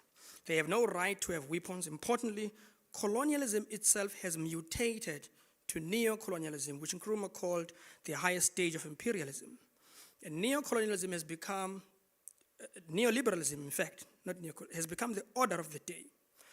In fact, when von Mises wrote his book, Theory of the Planned State in 1944, and when Hayek and Milton Friedman propagated it, the neoliberal policies, in the midst of powerful communist spread and nationalist struggles across the world, they didn't know that it would gain so much appeal later in the 1980s when people like Margaret Thatcher took over Britain and Ronald Reagan in the United States. So these folks, thanks to neocolonialism, the Western powers do not send soldiers anymore here to its former colonies. They send loans from the IMF and from the World Bank. And these loans come with conditions, structural adjustment. Ernst Wolff, who's a journalist who's actually captured a series of these problems of the International Monetary Fund and the World Bank, tabulates a series of these structural adjustments and how they've failed in very many countries across the world. But Big Brother has conditions for us. These conditions include the so-called third world, us, reducing our spending on education, on health, on social welfare, increasing income tax for us, and VAT. And that's why here VAT was introduced in 1991 when it had not been there before. It was itself a neoliberal structural adjustment. So we're told to balance the budget and manage deficits through raising personal income tax and value-added tax while cutting tax for corporations. We saw this during COVID. All these are done to ensure that we service our debts. These powers send rating agencies to watch over us, to monitor our policy direction, and to ensure that it is investor-friendly. Of course, the same rating agencies can turn a blind eye on the Lehman Brothers in the United States, and we could find ourselves in the financial crisis because the rating agencies are not Lady Justice, they're not blind. And so we have accepted that that's just how the world is. The promise Big Brothers, these Big Brothers give us is that everything they do to us is done for our benefit, to grow our third world economies. If the economy is not growing, something is wrong, not with the policy, with us. You see, something is wrong with us, not with the policy of the structural adjustments. So it is we that must adjust to the policy, not the policy that must adjust to the facts of the African situation. So it is our fault. We don't respect the rule of law. We have overregulated, and government is inefficient. It is corrupt, and so on. You know the story. So what is the plan? We are told we must deregulate, privatize, or sell state assets such as SAA, ESCOM, and or open up the market for electricity provision through the IPPs. We are told that free market systems work. It is we that don't understand the system. The system actually works. Look at the United States. Unemployment is 4%. Well, maybe the system works, but nobody says, why is unemployment in the United States 4%? I would suggest that you read the book, How Europe Underdeveloped Africa by Walter Rodney to get a sense of the systematic extraction of wealth. So we are told all of these things. We are told that free market system works and institutions of learning themselves teach the same kind of stuff. Socialism equals to theft. Communism is bad. And it actually disincentivizes creativity, etc. You get the story, ladies and gentlemen. At the geopolitical level, there's no USSR today, and no Khrushchev. And Khrushchev is not playing big brother to Mao Zedong of China and refusing China from having a nuclear weapon. China has its own nuclear weapon today. And the US and its NATO allies is bound by its agreements with Gorbachev in 1991 not to expand towards the East, well, towards Russia. And we know what happened there, you know. That's why Russia today is at war with Ukraine. But we must be thankful. But we say, thankfully, China is a superpower also. The world is becoming a multiple polar world, as it were. And the US power and hegemony is probably dwindling, but it will take a very long time. There are worries that China will even overtake the United States economically.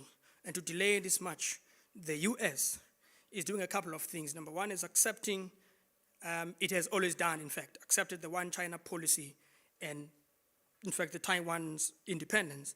It's also intensifying the use of tariffs against China and against BRICS countries, as we know. It's also cutting taxes for the rich in the US in an attempt to draw companies back to the United States. And the US is threatening a trade war with BRICS countries who want to abandon the dollar, the US dollar. It is fighting to defend de-dollarization. In fact, I am confident that the negotiations in Ukraine will involve Russia going back to the use of the dollar as part of the conditions. Well, Trump is a businessman. What else can he ask for in the negotiations? So it is fighting to defend dollarization. And we should recall that dollarization has enjoyed over 70 years, if my math is correct, of power since 1945 at the end of the World War II. In 1945, gold was pegged to the dollar when the US took over Britain as the world dominant force. The US is in the Middle East, and it is at a war with Iran, in fact, and the allies of Iran. And it's at war with Gaza, and it's at war with Hezbollah. A few days ago, if you remember, the power monger, Benjamin Netanyahu, Prime Minister, who has been found guilty of committing crimes against humanity, has promised to bomb the hell out of Lebanon if Hezbollah breaks the recently agreed ceasefire. Of course, we want the ceasefire, but the threat actually tells you the story of big brother mentality. Finally, the West, led by the US, is at war with Russia, and the territory of the war, or let me call it the sacrificial lamb, is Ukraine. The military-industrial complex is making money out of this war, as it has been doing throughout the past. When there is no war, ladies and gentlemen, there's obviously starvation for the military-industrial complex. That is why there has never been peacetime in the world. Because if you're selling a product, somebody must come and buy it. If there's no demand for it, then you must close shop. Suppose there was a world in which there were no conflicts, there would be no need for guns. And so the military-industrial complex would have to shut down. So wars have to be, at times, manufactured, but manufactured on a cultural level, just to prove one's superiority over others. In fact, we know the stories. The US in Iraq has gone to dethrone Saddam Hussein for saying he was possessing weapons of mass destruction, which one never found. We know in Afghanistan they went to prevent the Taliban, and the Taliban is now in charge. And we also know that in Vietnam in 1964, they went to stop the spread of communism, and perhaps they succeeded to some degree, but they couldn't defeat those people. So in all of these instances and others I've not counted, including the Ukraine case, they have been spending money. The question in all of this that I've said is, where is Africa in all of this chaos? And what is Sobukwe's view, and I'm coming now to landing, where is Sobukwe's view about where we are and what we must do? Africa, as a matter of fact, remains disorganized and vulnerable to continuous exploitation by the increasing dominance of the East, as it is by the declining dominance of the West. The disorganization is both externally engineered and internally supported by local lackeys. In other words, Africa remains a playground for imperialism and international hegemons, either by choice or by force. Ladies and gentlemen, we cannot be a global player if we remain disunited. We cannot have a voice at the global table if we go there as a loose union of 54 states. The idea of a United States of Africa unfortunately failed from its foundation in the 60s. Nkrumah was prepared to relinquish his position as president of Ghana, so Africa could have one president. And Sobukwe and Nkrumah were right to speak of a monolithic giant, because we cannot deal with problems of the so-called jihadists in the Sahel region if we're disunited. And sure as hell, we cannot solve the problems in the DRC, the heartland of over 70% of the global supply of cobalt. And cobalt is very important for electric cars and electronics in general. The same DRC actually produces coltan, a resource used in the manufacturing of things like smartphones, laptops, and other technologies. See, this is an African state, very poor, very rich. What a contradiction. Sobukwe calls for a monolithic giant, the United States of Africa. He calls for Africa to become one country. He would have said with one army, one passport, one African socialist democratic order policies. He's opposed to federal unity. In fact, Sobukwe addressed this issue. He's opposed to this federal state. He said they were too loose and vulnerable to breakage. So he said he wanted a monolithic giant. We can ask actually Niccolo Machiavelli, he will tell us how difficult it is to threaten and overthrow a centralized state than it is to overthrow a federalized one. We can see this reality in how weakened Russia became after the fall of the USSR. It became weak. And yet how strong China has become since the consolidation by Mao Zedong from 1949. And even the most violent processes of cultural revolution have actually led to that kind of unity that we see. So we can see how much important unity is. Being disunited means we cannot deal with the militia also in the DRC, in the eastern DRC. We cannot deal with the conflicts in Sudan. When the Sudanese and the Egyptians and the Ethiopians are fighting over a river stream, we cannot resolve that problem because they think along the lines of narrow nationalism. Sobukwe believed, and I should add this, even the regional bodies we have, like your ECOWAS and your SADC, cannot resolve the real social regional problems. Goodness me, they couldn't even resolve a problem in Zimbabwe. I mean, somebody steals an election and nobody can solve it. So we couldn't resolve these problems. Sobukwe believed not only in the unity of Africa, but he believed that we must organize differently. His ideas emerged from the reading of struggle during his time and from the ideas of Garvey and Lembede. From Garvey, Sobukwe implemented the ideas of exclusive organization in order to help Africans accept their existence or ontological status. What we understand today as BCM can be traced back to Marcus Garvey, by the way, in the 1920s.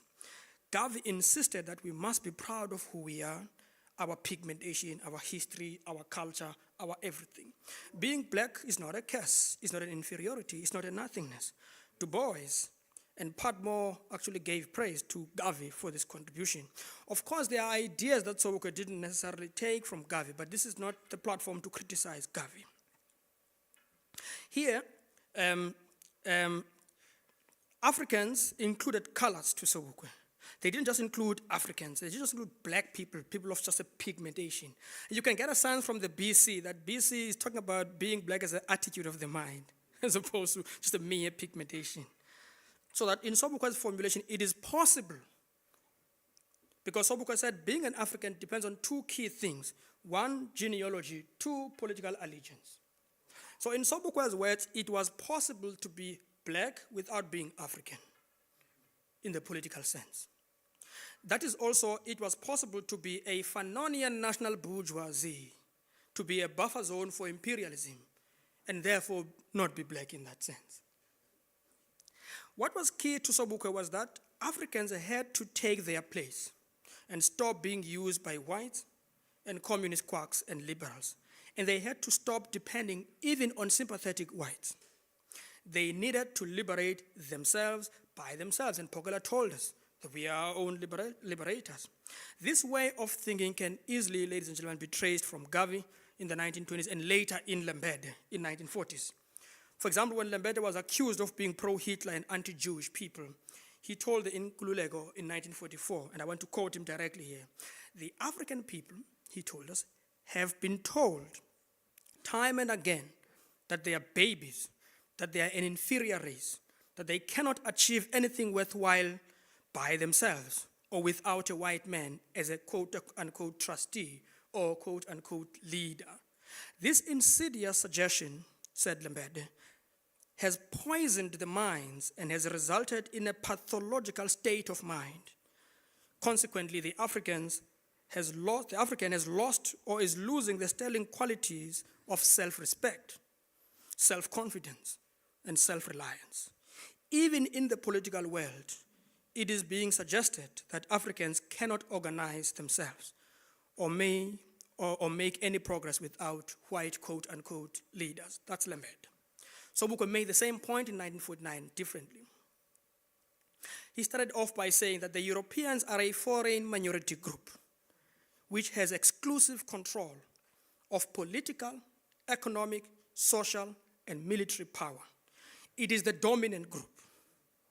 It is the exploiting group responsible for the pernicious doctrine of white supremacy, which has resulted in the humiliation and degradation of the indigenous African people. That's Sobukwe.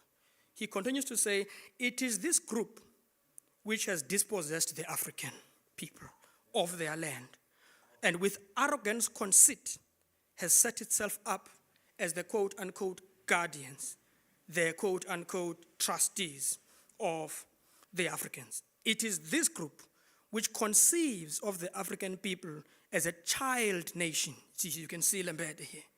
Composed of boys and girls, you can see Lembede here, ranging from age 120 years to 1 day.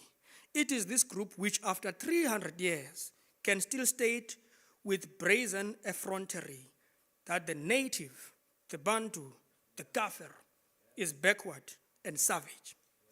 But they still want to remain, quote-unquote, guardians, quote-unquote, trustees, and what have you, of the African people. This is Sobukwe. See, Sobukwe here was facing the problem head on. He was not vacillating. His language was lucid, it was straight, it was focused, it was menace. It was attacking white domination right at its root. Sobukwe, like other Africans, came to lean on the policy of non-collaboration and non-cooperation with forces of oppression. This view is Gavian, although Gavi wanted to take it a step further. For Sobukwe, these ideas and policy positions were linked to a total strategy of the organization. They were not necessarily an ultimate goal. Because remember, Sobukwe's ultimate goal was to create a non-racial society, but he still wanted to organize exclusively. Why? There was a psychological reason. They had to go it alone. It was a psychological project. So Sobukwe was engaged in a project that was beyond politics. He was engaged in the project of the person, the being.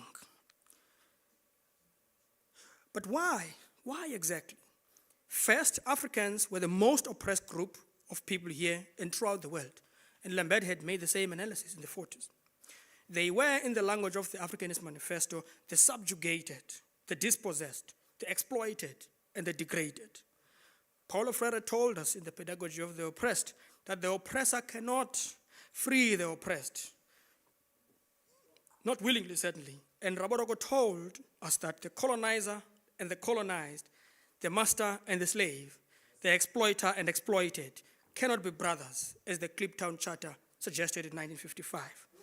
These antithetical categories, said Raborogo, had to be resolved first. These antithetical categories of exploiter, exploited, oppressor, oppressed, degrader, degraded, dehumanizer, dehumanized. These antithetical categories had to be resolved so that in the final synthesis of Africanism, we find ourselves as brothers and sisters after the resolution of the problems. In other words, this is not a resentful statement. This is a proper historical materialist analysis of the situation of Azania and the rest of the continent that has been exploited, degraded, and so on. But the dehumanizer could not be responsible for the humanization of the world. It is the dehumanized who had to take the responsibility. Why? Because as Nkrumah said, those who are in power will never willingly relinquish it. They have to be caused to relinquish it. So the task of liberating humanity falls on the African. That's Sobukwe's lesson. And yet Sobukwe was concerned about who within Africans was going to be the key, the core, and the cornerstone of the liberation struggle. Who was the motive force? Now, Sobukwe said the Africans. But now when Sobukwe was trying to find out who the motive force was, he excluded some African people. This is very interesting.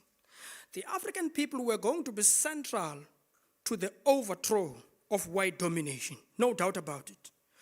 But Sobukwe said who the motive force was going to be. He first looked at Europe. He said in Europe, the working class was the motive according to Marx. And Marx had predicted that it was this working class that would necessarily grow in consciousness inside the bourgeois factory and then engage in the revolutionary overthrow of the bourgeoisie. That was the Marxist conception. Yet to borrow from Pradmore, the working class in Europe had been bribed through sharing with it the surpluses made from the super exploitation of Africa. In other words, the working class could not act as Marx conceived because it was bribed, according to Pradmore, with the resources that are taken here and are shipped to Europe to lull the working classes of Europe. And so Marx's revolution could not come through. In Russia, contrary to Marx's view, Lenin was faced with a situation in which industrial workers were tiny, while peasants were many, together with non-Russians. Under the Russian Tsar, which was a feudal and backward state, there was little industry taking place. So the conditions for the overthrow of the Tsar would have been mastered by the bourgeoisie when conditions for doing so existed. But in an unorthodox fashion, the bourgeois revolution was very brief in Russia. Very brief. It happened in 1905, and then it happened in February, and then in October, then there was a Bolshevik revolution led by Vladimir Lenin. So, to overcome imperialism, which Lenin had analyzed, he said, we had to look to Asia and Africa so that we can undermine imperialism. Because we cannot undermine imperialism because we are still a small state and imperialists are competing abroad in colonies, extracting resources. So we need to have the support of these colonies to break the chain of imperialism. So once Africa and Asia got their independence, the West then, according to that theory of Lenin, would be free, would be weakened, and imperialism will break down and socialism will triumph.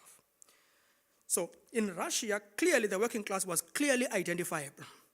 Here they were bled, the working class here was bled because of the racist nature of imperialism and white domination. Indeed, in 1920, working classes organized exclusively here, the working class, as whites for their own interests.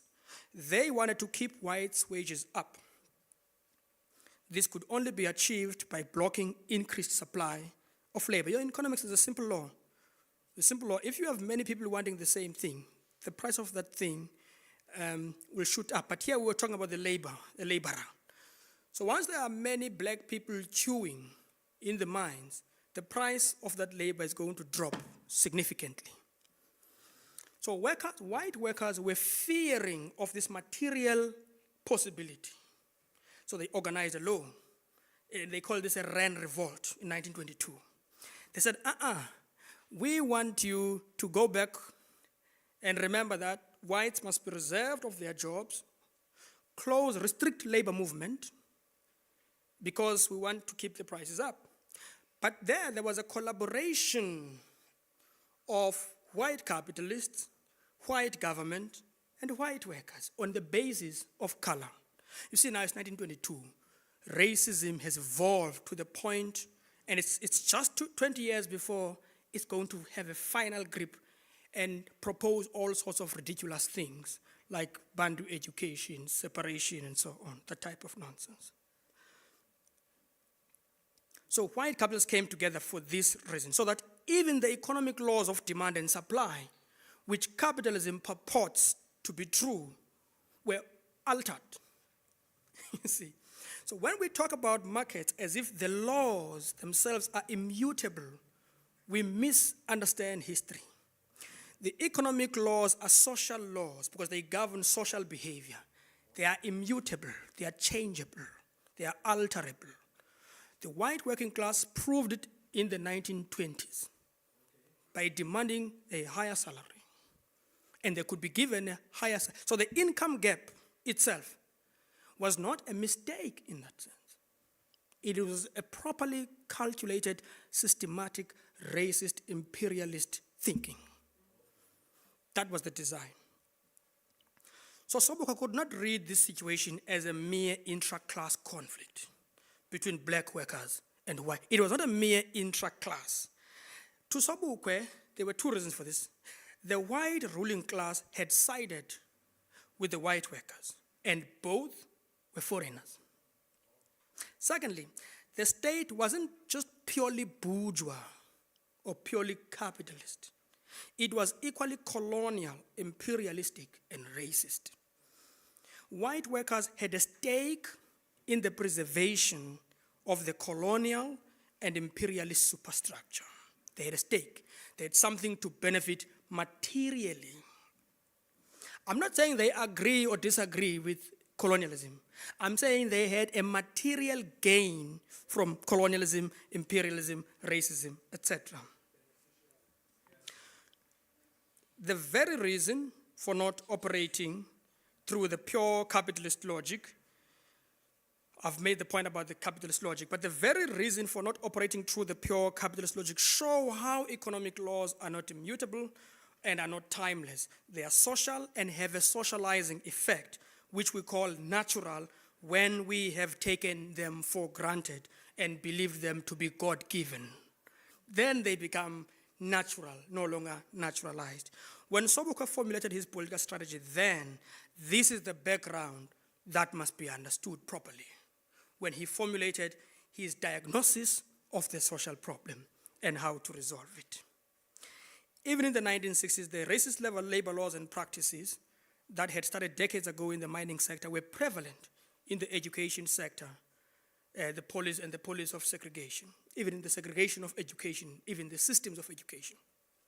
I have had the occasion of writing a thesis on the articulation between colleges and universities, and I have seen in that research just how horrible the systematic dislocation of institutions can be. Just a student wanting a mere credit from one institution to the next, they find that these things don't talk to each other, they don't articulate, because the other one is formerly white, the other one is formerly black.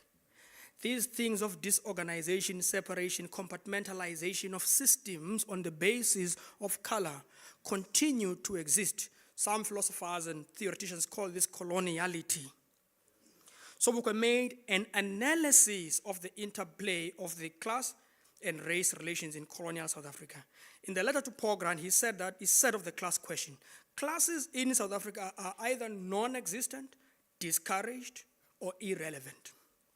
This statement is critical because it shows that Sobukwe was not prepared to put emphasis on class conflict in his political strategy of mass mobilization. He regarded white workers as shareholders in the white man's company. They materially benefited from a situation of oppression, so that no matter how much they were sympathetic towards Africans, they had no fundamental material interests to overthrow. So their interests were not fundamentally material to overthrow white domination, which guaranteed their material position. I mean, think about it theoretically. If you were a person benefiting from a system and you knew that overthrowing it might level the playing field, subconsciously you are less likely to try to work towards the overthrow of that system. You have to commit class suicide to do so, which is what Sobukwe did by leaving his lecturer post and commit class, because it's possible to commit class suicide. In other words, you get rid of yourself and your material benefits and gains and join the struggle. This can happen of white and black people and pink people and yellow people. It could happen of any race of people. But because Sobukwe didn't believe in races with a plural, he believed only in one human race. So it's possible for anybody in that sense. Sobukwe knew there were good whites actually who were out there. He had friends who were white. He had friends who were white, but his analysis was not blinded by friendship. It was very thorough, very objective. He also saw class tensions in the Indian group. But he said to the Indians, there's a merchant class there that is as arrogant as white people, but it will never be white. So you coolies in the plantations, go and form your own organization and challenge the Indian merchant class. So this is a class analysis, by the way, within the context of a national oppression.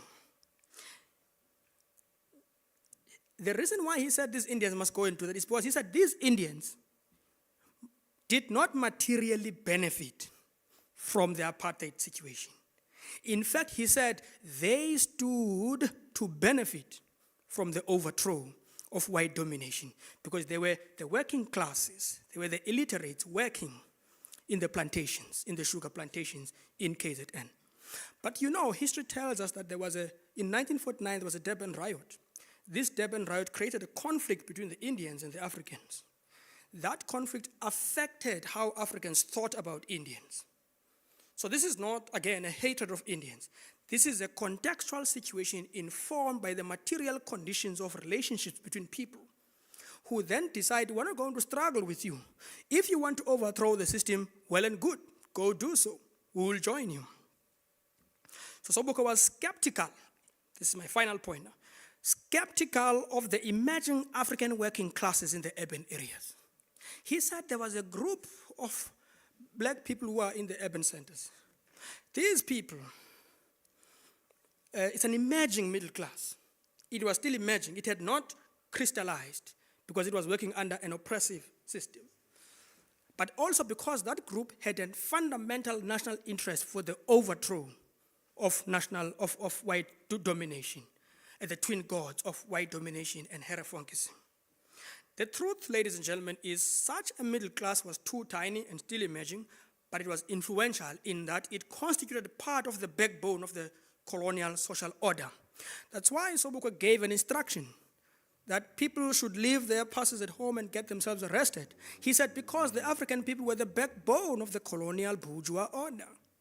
So if they decided one day that they're not going to go and work, boom, the stocks exchange would collapse. The stuff that flips green in the stocks exchange would flip red and would be looking down because ShopRite would be selling nothing. There's nobody, there's no worker. The shop is closed, nobody's coming to buy. Sobukwe understood that the backbone of a system is its economic power. So his idea was to challenge it right there at that level. Sobukwe, belonging to this class himself, and having been a lecturer at Wits, understood that this subcategory of Africans would become a problem later. So that when talking about who the real motive force was, I'm going back to my question now, he didn't count the emerging middle class within and amongst Africans in that sense. He counted the illiterate and the semi-illiterate. Sobukwe, in other words, said, I am not going to rely on the educated classes. I am going to rely on the uneducated classes, on the illiterate and the semi-illiterate. And that's why Sobukwe could go to and take a train. He himself, he knew that he had to get off the high horse, travel with people, be amongst the people. What Dr. Chris was saying, he said, education to us means service to Africa. It means identification of ourselves with the masses. And Pokela was saying, let us be with the masses. Let us be with the masses like the fish is with the water. Let us eat what they eat, sleep where they sleep, struggle with them. Lenin was saying, let us not do politics above the heads of the masses. So you see, Sobukwe understood who the real motive force was going to be. He did not say that the middle class was not going to take the leadership. In fact, Fanon makes this point in the pitfalls of national consciousness, that the middle classes will necessarily, of historical necessity, take on the leadership. But the problem is when he calls pitfalls of national consciousness post-independence. They start becoming a buffer zone and regulating the oppression. And they start forming a state that antagonizes the interests of the poor. These are the people, the illiterates and the semi-illiterate. These are the people who remain unemployed today, underpaid, working at ShopRite, at Spar. When the CEO of Spar cashes in 120, of ShopRite cashes in 120 million rand, and the worker there goes home with roughly 5,000 rand a month. They must still come back tomorrow and work. These are the people. These are the people who are sometimes hopeless and have given up on the political system. This explains why over 4 out of 10 don't even go and vote. They don't trust the political system. They loathe the system. They hate it. They hate politicians. You know, when I was in 2021, we were trying to organize people to the Sharpeville, a very important historical event. I met a lady, said to her, we are inviting you tomorrow. She said, you? I said, the politicians. You are all the same.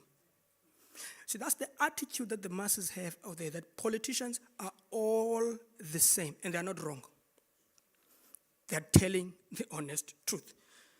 Everybody wants to go to parliament to become a minister. And the land debate has gone off. And they are told that the economy is growing at less than 1%. Their projections, I mean, economies must grow at 5% per annum to be able to create real jobs. You know, people can't say to be employed if they are under an expanded public works program, which actually pretends to serve as providing skills, which it could do, but it's also a humiliation to give somebody that amount of money. Even in the context where the minimum wage is 3.5. Couldn't be done under the system. The living wage is not 3.5. 3 years ago, I was told it was 6.5. Certainly, it must now have gone up to 7,000. I'm saying a living wage, the wage to buy food to eat. Part of the reasons why people entered in the struggle is so they can eat when they go to sleep. No nation can pride itself of being free if somebody goes to sleep without eating. It is unconscionable, unacceptable. Politicians could not even sacrifice one blue lamp. When we are told about austerity measures, it does not apply to politicians. It applies to us. So the land debate has gone quiet. It has become a gimmick, a political strategy to win votes, a talk without teeth. Of course, it is being misconstrued under the restitution. Can I just say this? I always say it. Mutlante in 2017 produced a report, a 100-page report on the land question only. He told us this. He told us that the people that had claimed land in 1997, some of them have not received that land. And then he told us that at the pace at which the restitution program is going, it will take over 703 years to fully provide restitution to those applicants. I am not talking about applicants who have not yet applied, because there are others who are still applying for restitution.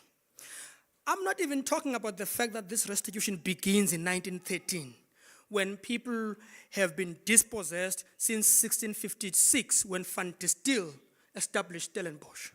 I'm not even talking about that. Now, this is a report, fortunately, written by the ANC itself, the ANC former president, so at least we must trust that hostile witness against the Africanists. I don't know how many generations those are, but you and me will not only have been buried, Dr. Chris, we will have been forgotten because we are not Sobukwe. We will only be remembering Sobukwe at that time. Let me close and not enter this question. Out of respect, ladies and gentlemen, I will let Sobukwe close my talk as the leading authority of the subject matter I've been addressing today. I quote him now, and once I'm done, I'm going to sit down, period. Let me plead with you, lovers of my Africa, to carry with you into the world the vision of a new Africa, an Africa reborn, an Africa rejuvenated, and Africa recreated, young Africa, close quote.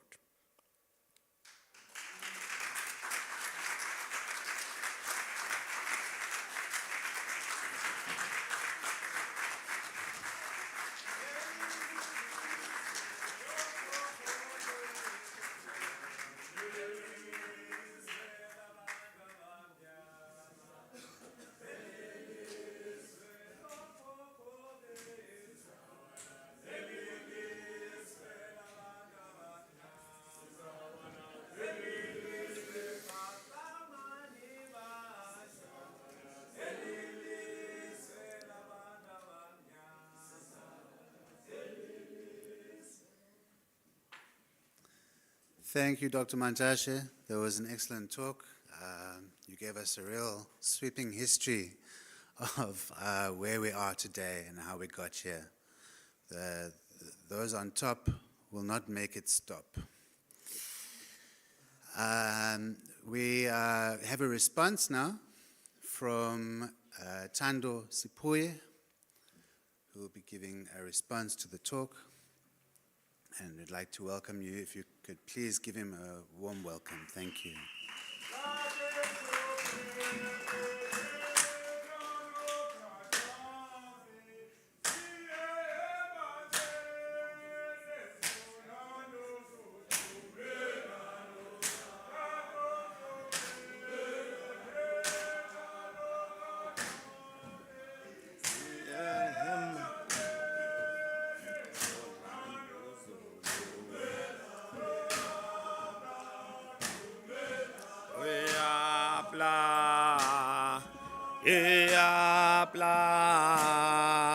Iapla forces, Iapla, Iapla, Iapla, Iapla forces, Tumela, Iapla, Tumela, Iapla, Tumela, Iapla, Tumela, Iapla forces. Tumela apla, tumela apla, tumela apla, tumela apla, tumela apla, tumela apla, tumela apla, tumela apla forces, tumela apla. Tumela apla, tumela apla, tumela apla forces, tumela apla, tumela apla, tumela apla, tumela apla forces, apla. Tumela apla, tumela apla, tumela apla forces, tumela apla, Tumela eapla, tumel, eapla, tumel, eapla forces, tumela Africa, izwe lethu, izwe lethu, iAfrika, inkululeko, inkululeko, each bullet, take us forward. Ma-Afrika nama ndicela just nje uthatha elithuba nam ndikhe ndibize nje enye ingoma since we are here to honor and give our respect to the great Robert Mangaliso Sobukwe. Come down, spirit of Sobukwe. Come down, spirit of Sobukwe. Come down, spirit of Sobukwe. Come down, spirit of Sobukwe. Come down, spirit of Sobukwe. Isla moya kasobukwe. Isla moya kasobukwe. Isla moya kasobukwe. Moya kasobukwe, moya kasobukwe, tumedesa kwamenkruma, tumedesa kwamenkruma, tumedesa kwamenkruma, domedisa kwamenkruma, domedisa kwamenkruma, umanyano lwe Afrika, umanyano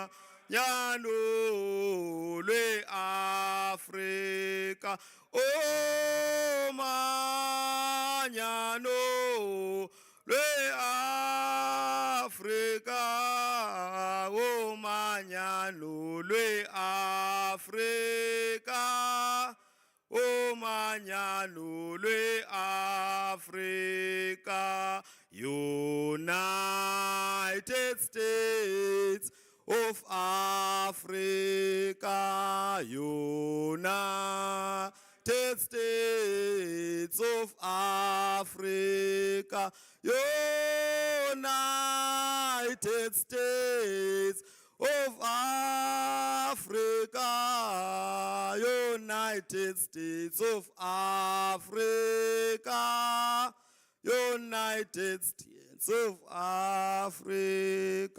Izwe lethu iAfrika, inkululeko, inkululeko.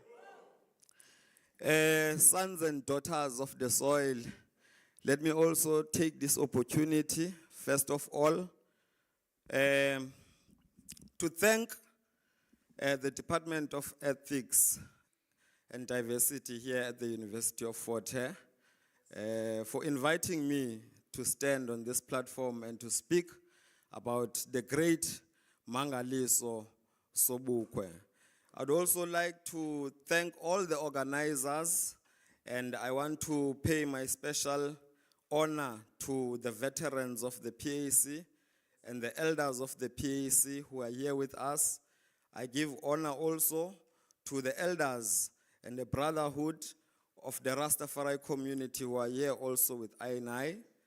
Also, I want to thank Afrika Ulunga Mantashe, for a very uplifting, it was a journey that he has just delivered to us, and very uplifting and excellent delivery of a tribute to Prof. Mangaliso Sobukwe. So, yeah, let us give him a strong African hand, you know, a strong one, you see. You know, and I think what I will do, I will not waste much time giving a response. Kuthiwa ngesiXhosa mahle masingawagxobi. And I do not want to meddle, you know, his beautiful delivery, you know, and ndiwagxobe amazwi akhe Africa, you see. But I do want to say that Africa, I loved mostly in his delivery the fact that he went beyond the usual biographic narrative when speaking about Sobukwe. In completing this century, this 100 years of Sobukwe's life, the centenary of Sobukwe, I think it is important for us to not only regurgitate the biographic narrative, who is Sobukwe, what did he do, you know, where he lived, and this and that, but to look deeply, as he has beautifully done, at the world today. We must use Sobukwe's ideas to interpret reality for ourselves today. But also what I think is important and what he has done beautifully is to also learn and take from Sobukwe and advance our own ideas into the 21st century. And I think Africa Mantashe has done that very beautifully. So like I've said, I'm going to just reflect on some of the points that he raised. And just very briefly, and like I said, I'm not going to waste time. But I do want to also say that I think that the dictum or the motto of the PAC, serve, suffer, and sacrifice, it embodies the true essence of Sobukwe's political philosophy and his ethos, what Sobukwe was really all about in terms of looking at his life. And if you look, Sobukwe was born 272 years after the arrival of the white settlers in this part of the world. 272 years he was born. It was almost 3 centuries after, you know, the arrival of the settlers in this part, you know. And in the year 2052, it will be exactly 400 years since the arrival of Jan van Riebeeck here. 400 years, 2052. We are now in the year almost 2025, let's say. So we are almost like 27 years into 400 years since the arrival of the settlers. In the Rastafari community, there's a song, you know, that we sing, which says 400 years in Babylon. You know, 400 years in Babylon. People who subscribe to Christianity will know about the story of the 400 years, you know, that the so-called children of Israel supposedly, you know, underwent in the wilderness, you see. So the Rastaman would chant the chant, 400 years in a Babylon, 400 years. I never yet sees the fire till Babylon walls fall down. I will never yet cease the fire till Babylon walls fall down. This means that, you know, for 400 years we've been in the wilderness, but still we will not back off. We will not cease to burn the fire, meaning that we will not cease to confront the system. We will not cease to confront settler imperialism and colonialism, you know. So like I have said, for me, then Sobukwe's dictum or the PAC motto, serve, suffer, sacrifice, it embodies, you know, his true political philosophy. Now, Afrigo Mantashe here, one of the first, when he opened his talk here, he spoke about this conversation between Western philosophers. And I do want to say that, you know, Western philosophy became the basis of racism as he has captured it, you know. And racism, the Western imperialism, was embedded, or it was justified using the philosophies of all these philosophers that he was referring to, about Nietzsche, about Durkheim, Aristotle, and the rest. These were used as a justification for white racism, you know. And so, when you find today in the world, but I do want to also have a conversation about this notion of race and racism, because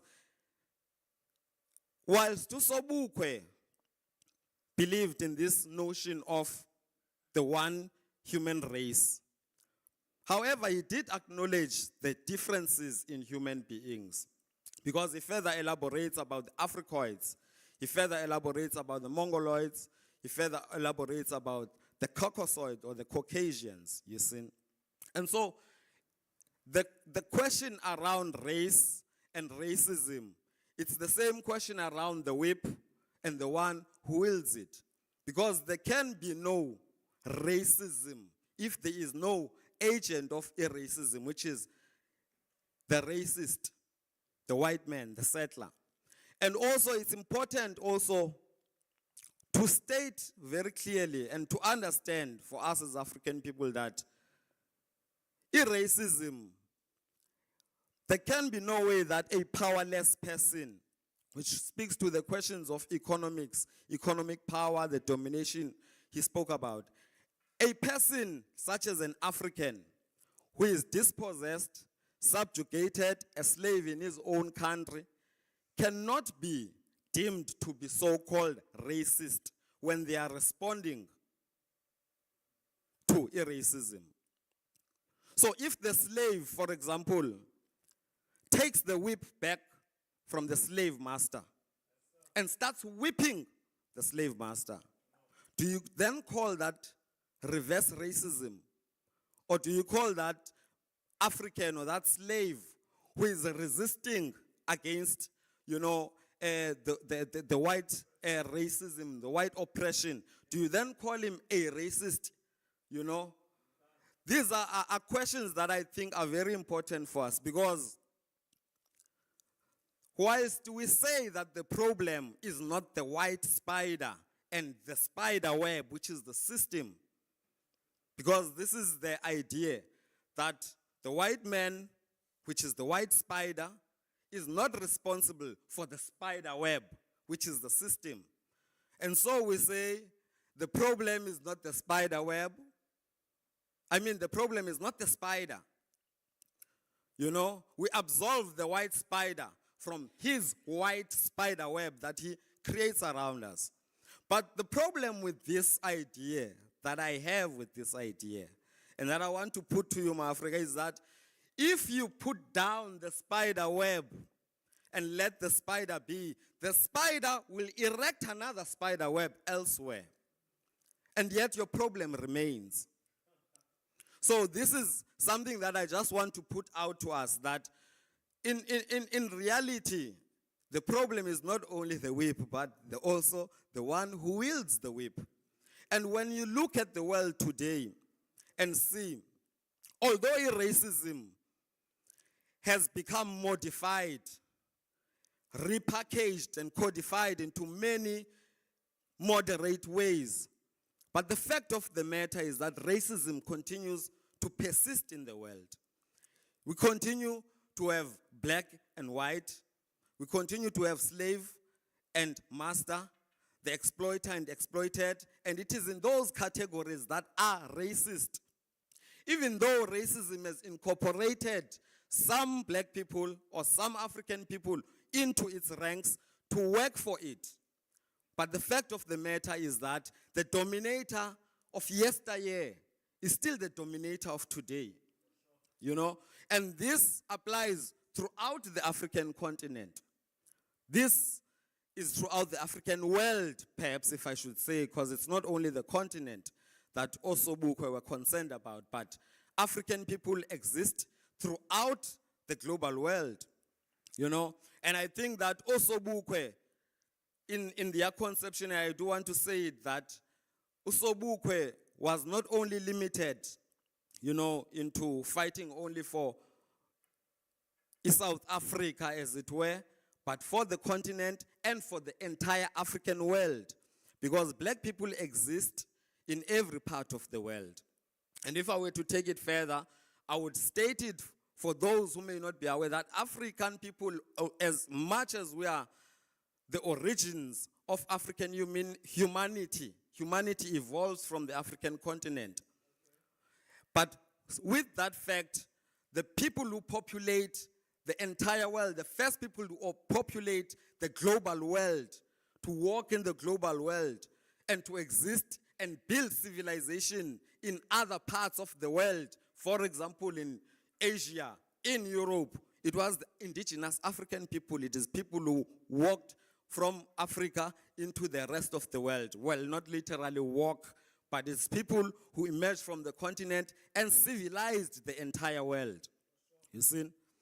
Which is why you've got the stories such as the stories of the Arawaks and others who were also invaded by Abo Christopher Columbus, you know, saying that they discovered a part of the world and yet there were civilizations there. The Olmecs were there in yesteryear. And so even if you go into Asia, the original Chinese were black people or African people. You go to Japan, it's the same story, and this is evidential, it is proven, it is scholarly, there's evidence and much research that has been done by African scholars on this subject, you see. So I think it's important then, Africa, like I have said, Africa also spoke about Nietzsche, you know, who destroyed the question of morality, you know, and the question of the European perceiving themselves to be the higher men, you know. Like I said, Africa, it's a bit difficult because for me, Europeans are what Mama Marimba defines as Yurugu. And Yurugu is a certain type of being that has no moral, as he has said. He has no humaneness. This is a being who has no soul. They are soulless. And so every activity that they do to another person is informed by their character. You know? It is informed by their nature. You see?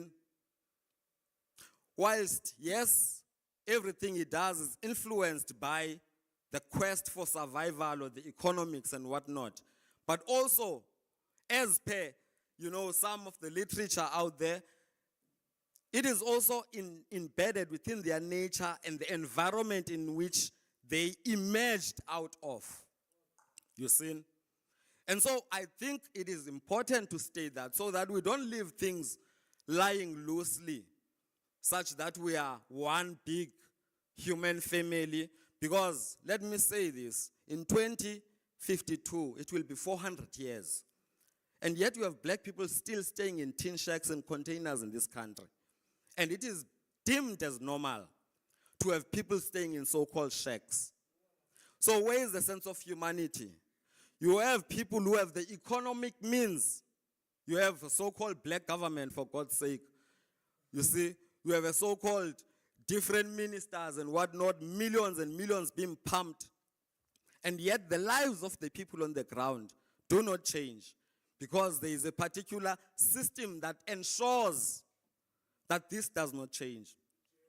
If, as I had said, Europeans are still in domination in every means and form, whether, Dr. Francis Cresswell-Wilson says that, racism or white supremacy operates in all fields of human activity. We are still dominated socially, dominated economically. We still are called workers who have no industry. You have a government which has had 30 years now in so-called power, has built absolutely no industry. This is your so-called black government. And you have black people who are so-called workers who are being exploited. It operates in the entertainment industry. It teaches us to learn European modes of behavior. it operates in religion or in culture. You have Africans who still believe in the white Jesus that was painted in the 1500s, as Africa stated.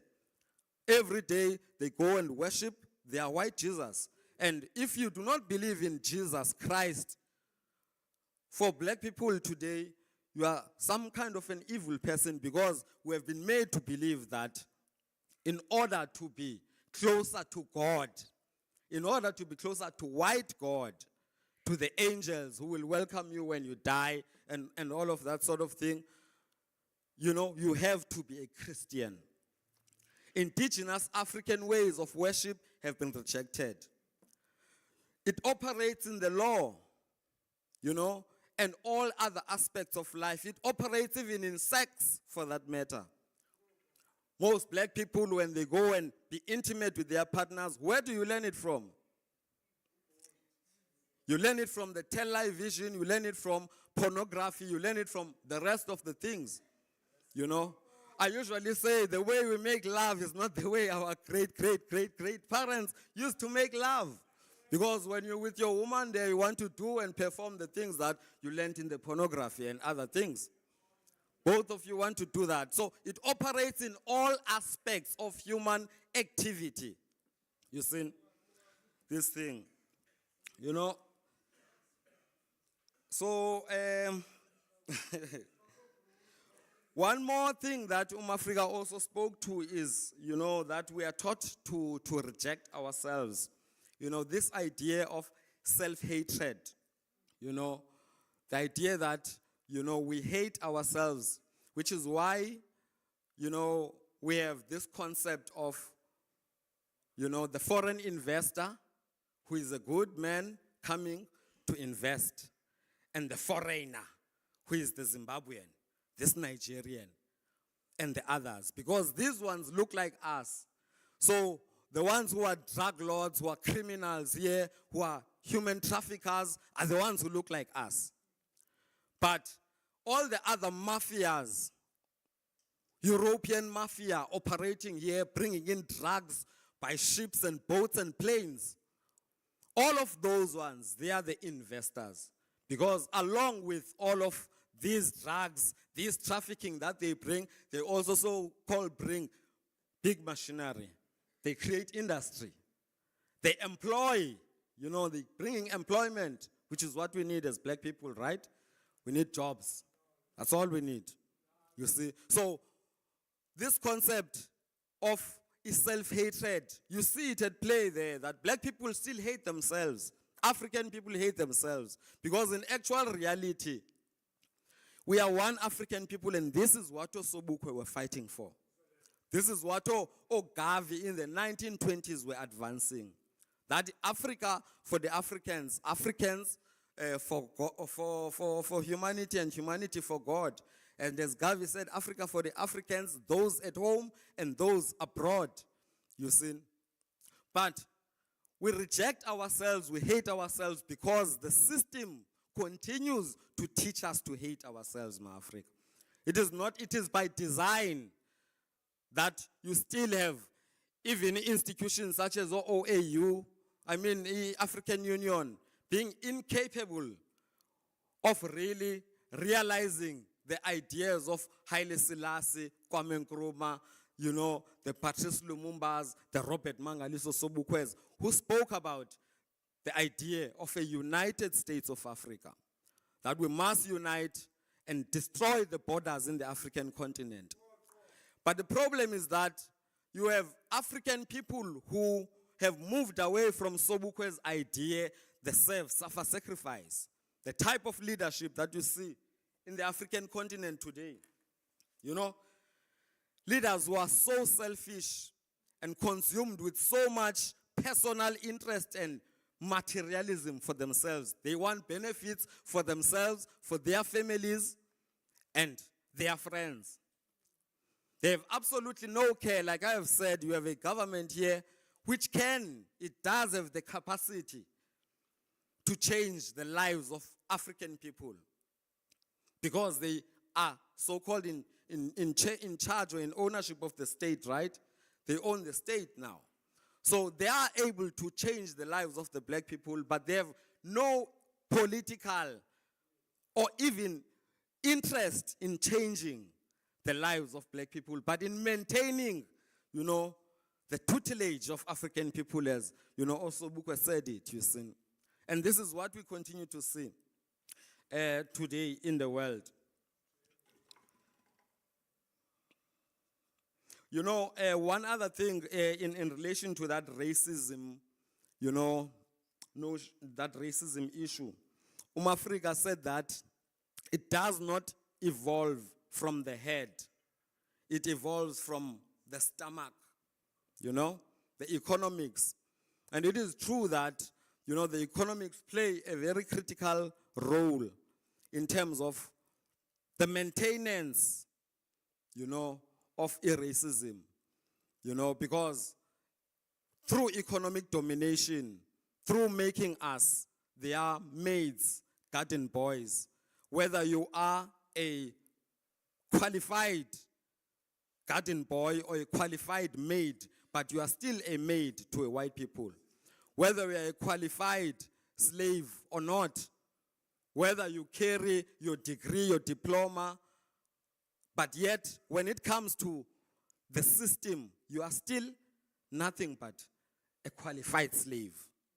We are slaves of different types, you see, slaves at different levels. One is a better slave, than the other. But at the end of the day, to the system, we are all slaves.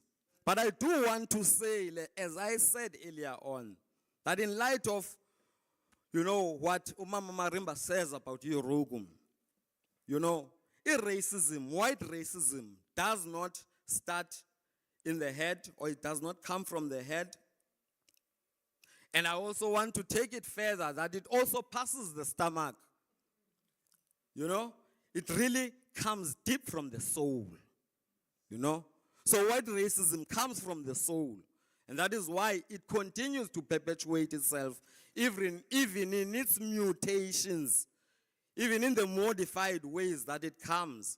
For example, check the idea, like I said, of racists going into countries, bombing countries, destroying whole countries in the name of bringing democracy.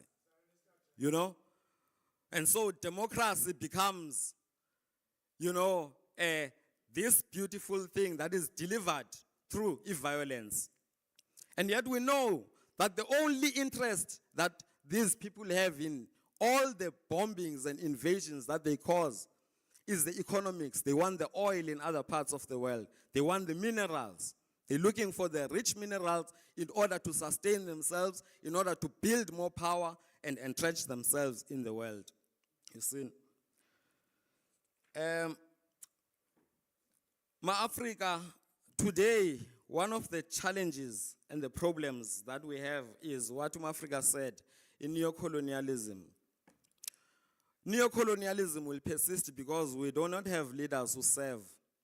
We do not have leaders who suffer, leaders who sacrifice. And unfortunately, all the leaders of African people who were true and genuine, in order for us to have this social and political order that we see in the world, they were killed. For example, here in South Africa, before the so-called 1994 moment, the revolutionaries were executed. All the revolutionaries from all ranks of the liberation movement, they were killed there to make sure that these ones are killed. I usually say it's not a mystery that in 1993, in April, the leader of the military wing of the ANC, Umkhonto weSizwe, was killed, Chrisan. And it's no mystery that the following year, February, Sabelo Gqwetha was killed. There's no way, there's no so-called, it's a coincidence. It was engineered. They both had to die. Imagine that. The leaders who have been leading the militaries, the military wings of our liberation movement, both killed just before the so-called moment. So it was engineered, and this is what happened, in fact, throughout the continent. In order for us to have these leaders, these puppet leaders that we have in the African continent today, there were executions and assassinations that were engineered.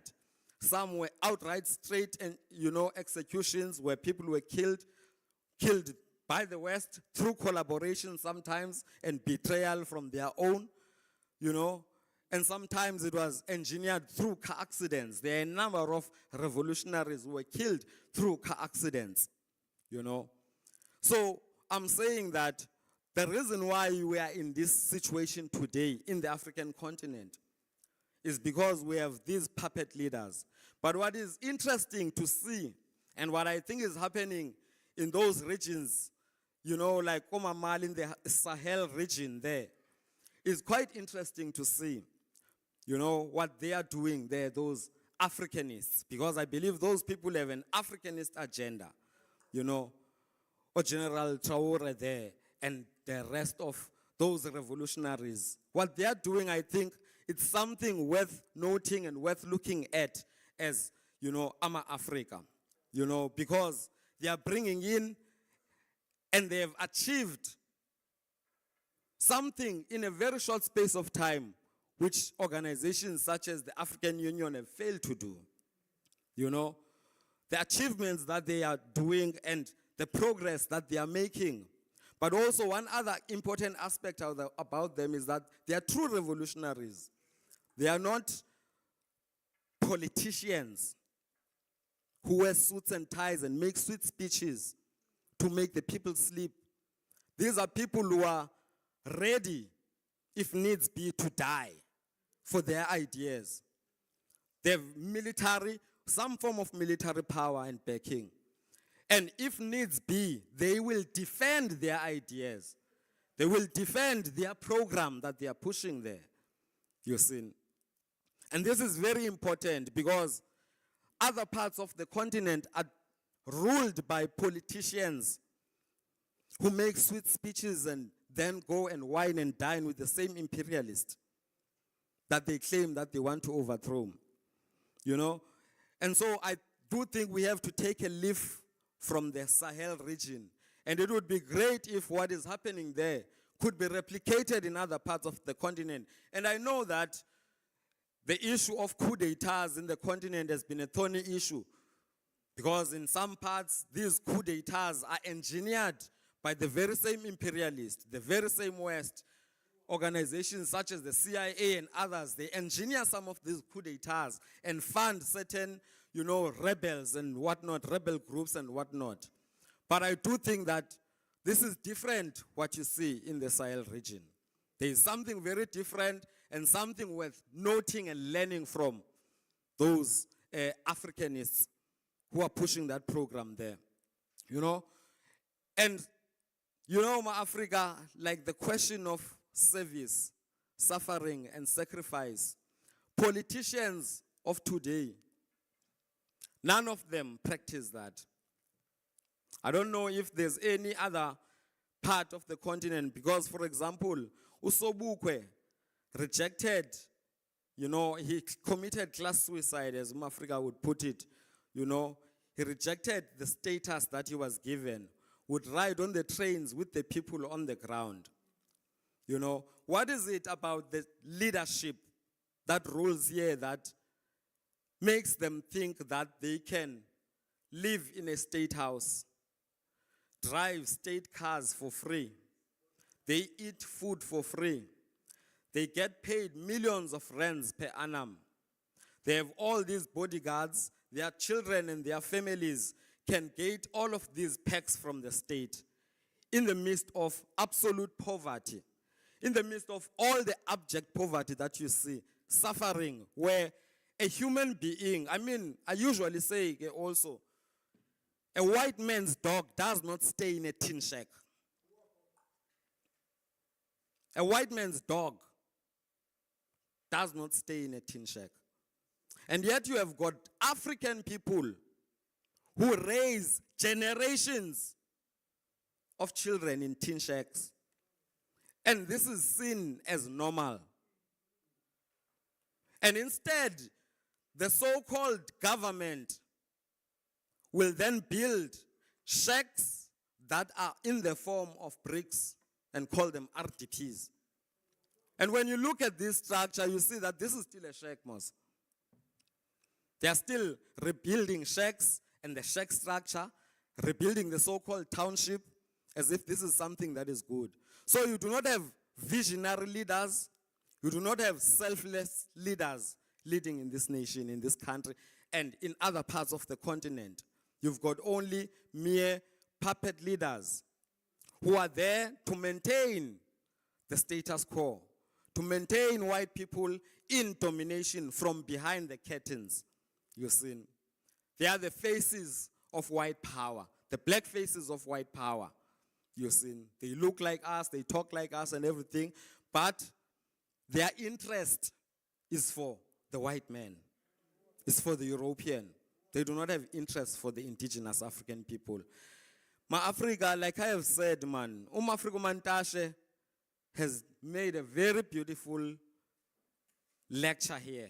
And I do not want to spoil it with my own words and my ideas. But I did want to say thank you, Ma-Africa, and thank you to the organizers of this platform. You know, because Usobukwe is really, really honored. Check yesterday, check in the news, in the media. The dominating stories were about a particular figure whose name I will not mention. But that particular figure is the most celebrated, the beloved of the world. You see, the Jesus Christ of the world, basically, of this time, the savior of the white man. It was all about him. Imagine Sobukwe completing a centenary. And then there is just this kind of silence about him, as though he was just some weak character, some cheap character who does not deserve to be honored and celebrated. You know? So, and yet we must persist because Sobukwe did not want to be praised. He wanted the work done. He wanted the Africans liberated, the land returned to the rightful owners. And this has still not been achieved. And land restitution are not going to achieve that. You know, I'm not going to speak about the department and all of that. I'm not going to go into, you know, those politics, the GNU. Our stand is clear, and I think based on what we have said, it's clear where we stand. You know? Yeah, and I think, let me just seal it there, Africa, in saying that Africa has given us a beautiful lecture. We need to become the embodiment of our people's aspirations, as Mangaliso Sobukwe said. And let these ideas not die and end here. I so wish that there was a real program, particularly from the ranks of the Pan-Africanist Congress and beyond partisanship, into the black world, into the African world. Because also these partisan politics are also what makes us so limited in our scope, in our thinking, and in what we do. We are so limited because I belong to this political party. So the partisanship is something that we need to move beyond, because Sobukwe did not form the Pan-Africanist Congress merely for political party, but as a vehicle, as a means towards the end goal, you know, our liberation. And so let us not be limited. And I so wish, as I was saying, that there were programs that we were advancing beyond our partisanship politics as African people to take us forward into the 21st century. And with those words, izwe lethu, i-Afrika, inkululeko.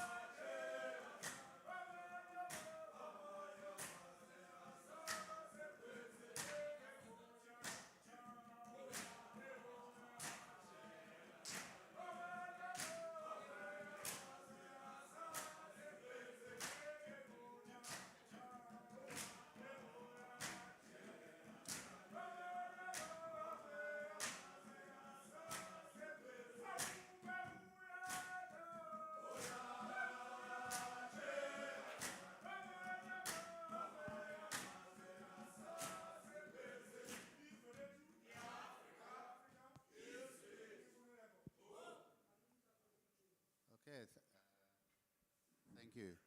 I don't know if this is working, but I'm sure you can hear me anyway. We're going to have a bit of time for discussion. If you'd like to ask questions to our speakers, if you have any things you'd like to say at this stage, please just let me know and I'll come and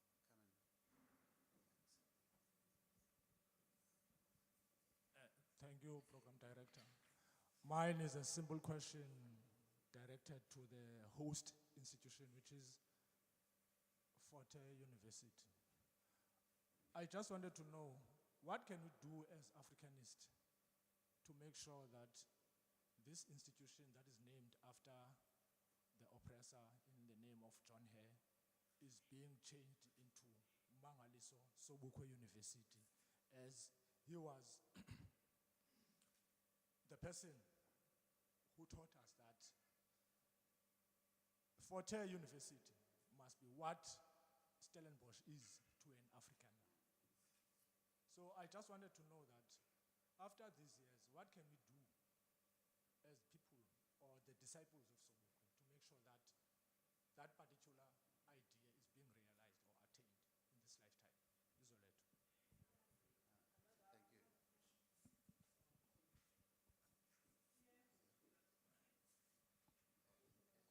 Yeah, I would like to comment. Hello? Israel Yeah, Africa? I want to comment. Yeah. When we locate Sobukwe today, we cannot miss a point, anyone who speaks, by not mentioning the Feast Must Fall generation. Because of the ideas of decoloniality were able to come back to academic spaces. As the students' thought was driven by Pan-Africanist idea, was driven by the notion, they used to say that we are tired of going to universities which are not African, propagating ideas from outside, trying to solve African problems. So the decolonization of institutions of higher learning, the restructuring of curriculum, I see that even now these days, there are people who are offering some courses about Sobukwe, Fanon, and all those people. But before that generation, it was very rare.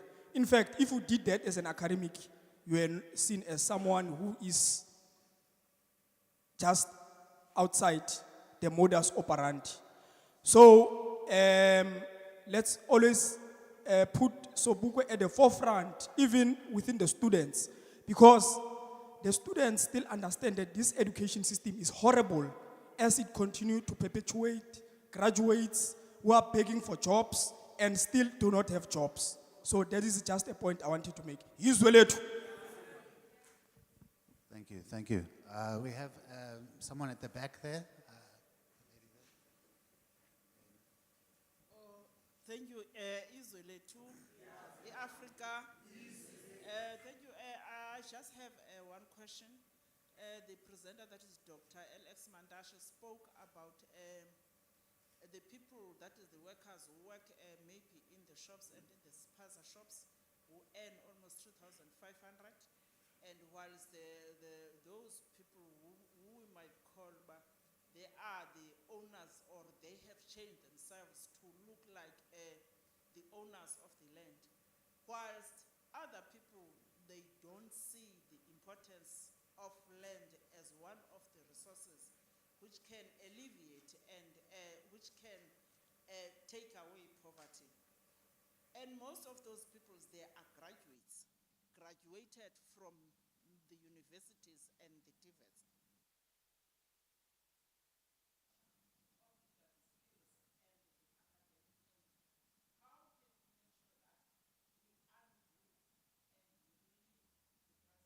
Moment.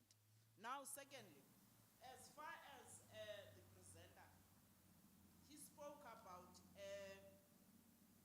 the difference, that there is no difference between the so-called, those who were different in thinking and in ideology, that is the political parties.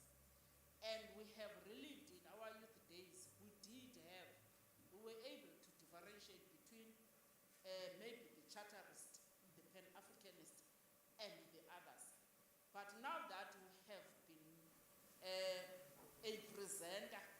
told us that there is no difference.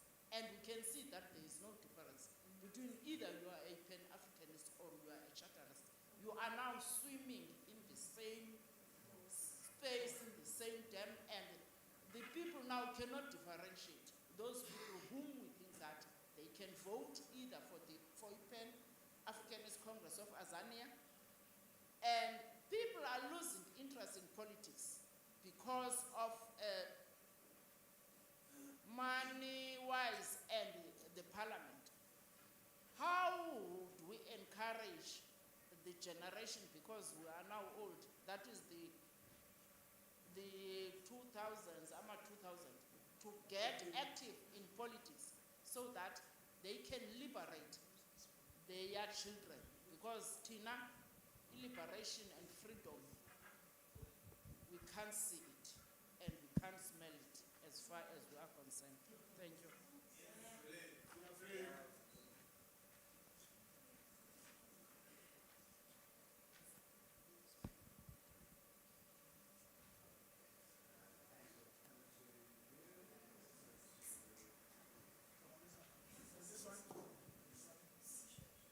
One, two.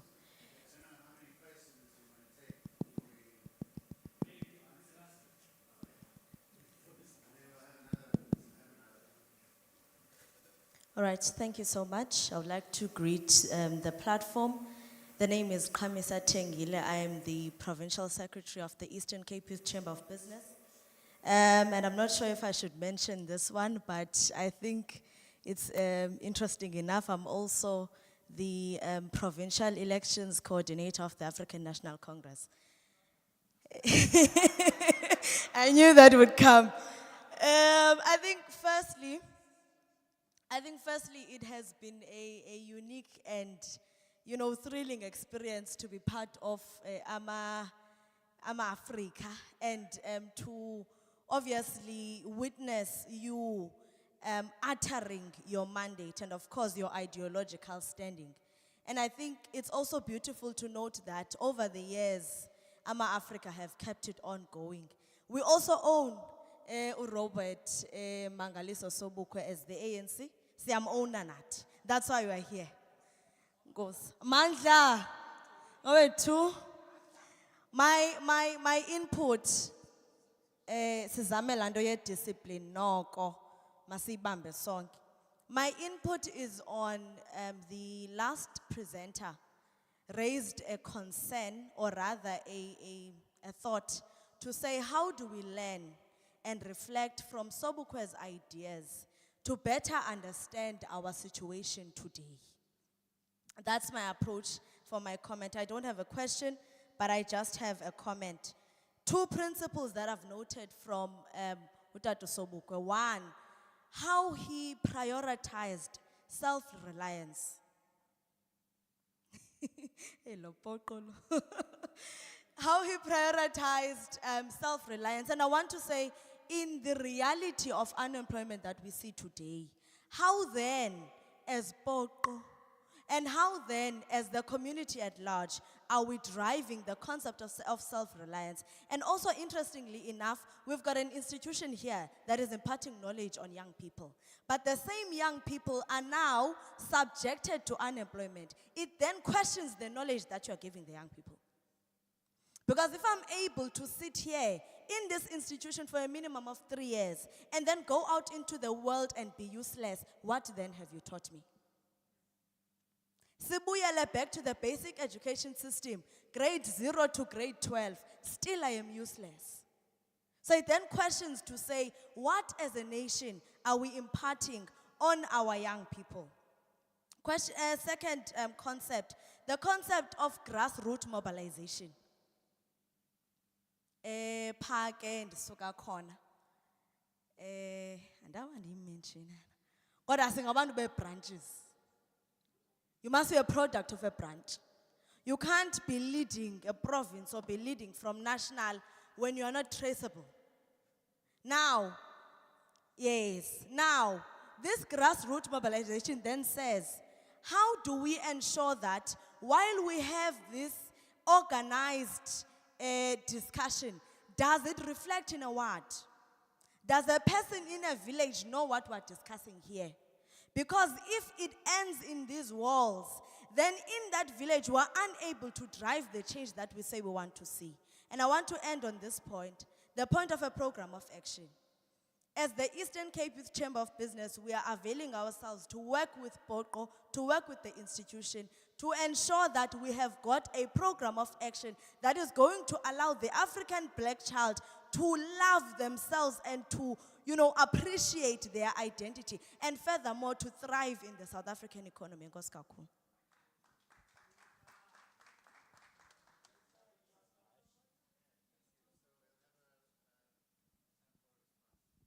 Yes, I'll.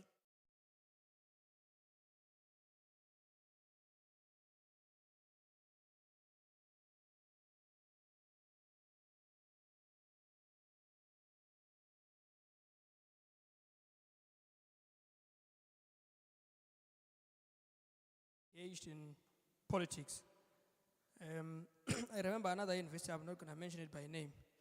There was a module that wanted to teach students in the first year how to avoid politics. I will not mention it by name. At least that person who taught it is no longer there. Don't know if you remember it, Comrade Tando. Sorry, let me just say that the t-shirt I'm wearing, this one, this gentleman is selling these ones. If you want to, I'm sorry, I'm not marketing him. I'm marketing the t-shirt. Yeah, so look, for me, if you want to get kids to participate in politics, politics should not be something that people fear to teach at grade R. The reason why people fear teaching politics, they are scared of what young people will do to the status quo. That's the problem. That's the only problem. We fear that the kids will come to know the truth, that the status quo is untenable, unacceptable, and they are going to want to change it. I was reading a study from UP. This study suggests that grade 4s cannot read for comprehension, even in their own languages. Grade 4. Not in English, in their own language, for comprehension. Something is going dramatically wrong in the basic education system. Leave the lot of borrowing of things from Australia, things like OPE, leave those things, but the fundamental problem at the basic education level that we experience at the university level. Here is the thing for me. A child must be able to read, to write, to count, to know their history. In Cuba, you could not enter the door of a university if you did not know the Cuban history. Why must you be given a right to enter a university if you don't know who you are? The problem is that teaching history is an option. Iten option ufundisa umntana wakho uba ungubani, uvelaphi. Umzabalazo woyise nonina notatomkhulu uhambe waphela kweyiphi indawo. Kutheni option? Why should it be an option to learn about history? Because if you want to destroy a society, you must cause it to forget history. So they don't know how they got here. And so they could be told that they must work hard. You see, if you just work hard, then you will survive, you will succeed. See, then they will be subjected to motivational talk, to psychological pedagogy. Just work hard, child. You will get wherever you want to get. It is not true. That's not how the real world works. So my point is this: teach history, teach economics. Varoufakis says economics is too important to leave to economists. Economics is too important to leave to economists. I should add, politics is too important to leave to politicians. Kids must know history, they must know politics. They must be able to read, to write, to count, and know history. Do you know the requirements of entering a university? Requirements of entering a university. It is language. It is language and mathematics, primarily. Why? There was a study, I'm making a last point. There was a study that was looking at the knowledge structure of biology as a subject. The study came to the conclusion that the curriculum of basic education, biology, there's a lot of contextuality in that curriculum. That when they come to university to do these related fields, they are still far off in terms of their capacity cognitively to catch up with where the university needs them to be. Now, that study was suggesting that there has to be a proper articulation of the biology curriculum so that it is not taught at a highly contextualized level. This raises problems about how we train teachers. If things are going wrong in the basic education, something is not fundamentally wrong there. It is wrong here where we train people to go and teach there. That was the last point. So that is my view on this thing about politics and kids getting involved. Universities themselves should have a curriculum. At first year, kids should learn about politics. They should learn about history. They should learn where they come from. It's very, very important. Imagine if all kids were taught the pedagogy of the oppressed. How Europe underdeveloped Africa. Imagine if they were taught black consciousness. See, they would stop walking around feeling like they are not good enough. Because they have been told by Biko, by Sobukwe, by Gavi, by Du Bois, by Lembede, that they are good enough. That is the type of motivational talk we need to give to our kids. We say, hey, you don't feel good enough? Read Lembede. You don't feel good? Read Gavi. Don't read Rich Dad, Poor Kid, or vice versa. Because the kinds of things that kids read shape who they become. So ubufundisa umntana ngezinto ezizawumenza abe ngumlungu uzaba ngumlungu. Effectively. Ayo akhondo uza kugqitha uyakhumsha umlungu athi andikuva. Nami ke ndikhumsha umlungu bathi abelungu andikuva uthina uyakhumsha for Yeah, but Sobukwe was a genius. I think Sobukwe knew English more than white people. Actually, the last point. Your last point was about the politicians. You made an excellent point. Part of the problem, I said this when I was a student, we were in Fees Must Fall. I remember I was studying here, as I do my master's here. Then there was a mobilization, the students are mobilizing. They are saying, hey, they want people to vote for them. PASMA also asked me to go there. I was in PASMA. Isn't it? So I was there. So I went there. I said, hey. I said, comrades, if you want me to go and deliver this manifesto, I want to propose how to deliver it. I said, my proposal is that we must not deliver this manifesto by promising anybody anything. Because part of the problem of politics is the dependence of the masses to the aristocratic leadership that runs the show.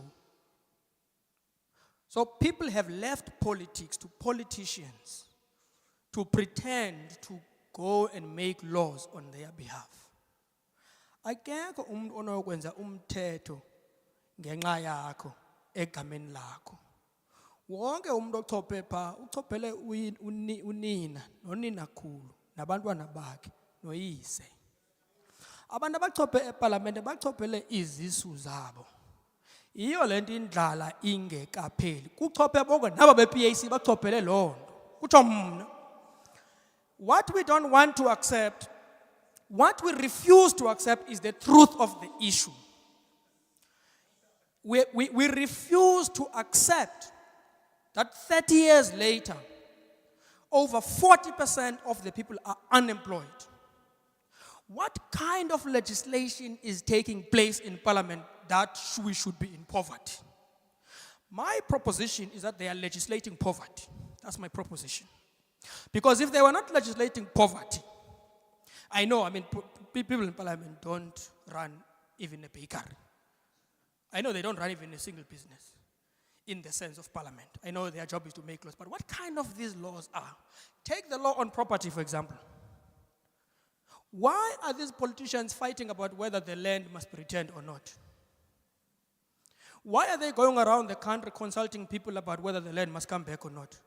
How can it even be a debate that land must come back or not? What kind of debate is that? You see, that debate tells us that politicians are pretending to be thinking on our behalf, and yet they pretend to be asking from us what we want from them. It is not true. It's not true.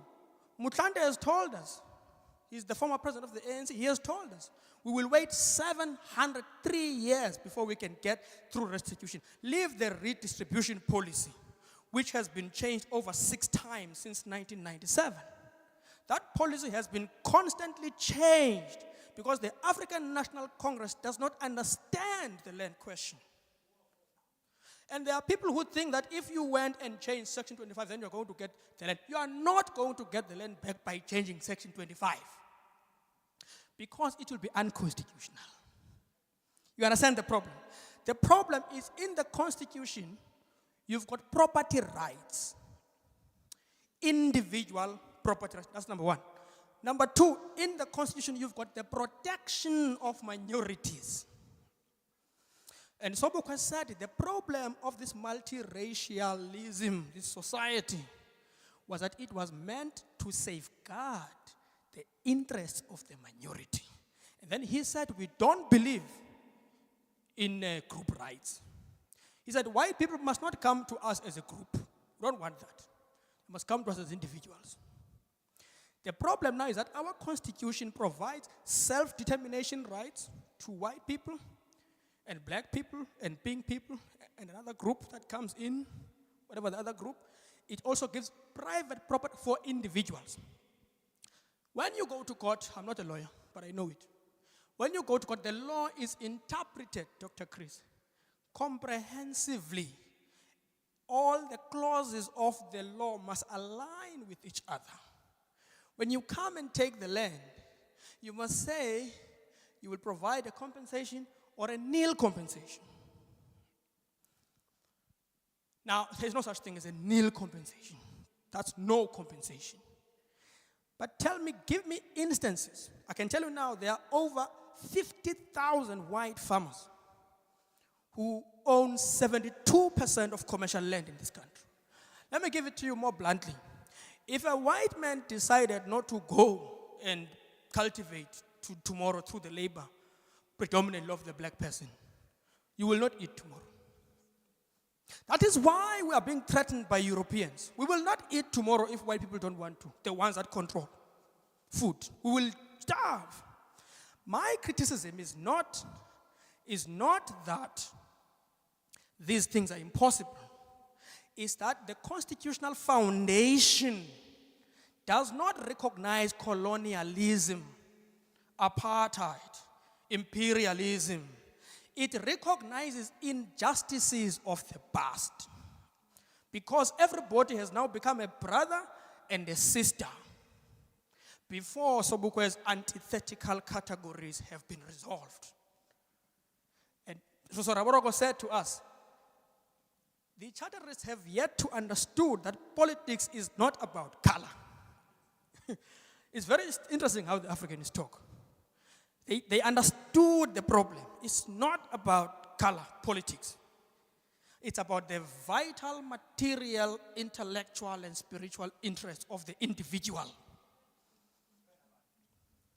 So my criticism to you on the question, we are not going to solve the land question with politicians who are not prepared to do the hard job. What's the hard job? The hard job is to recognize that we are a colony whose land has been dispossessed, and we must engage in a rapid industrial program from the point of view of agriculture, from the point of view of economics, and we must do this without always waiting for aid from a European. You will never get out of AGOA as an example if Trump tells you not to accept the BRIC stuff. Trump said, Putin. Say terminate AGOA.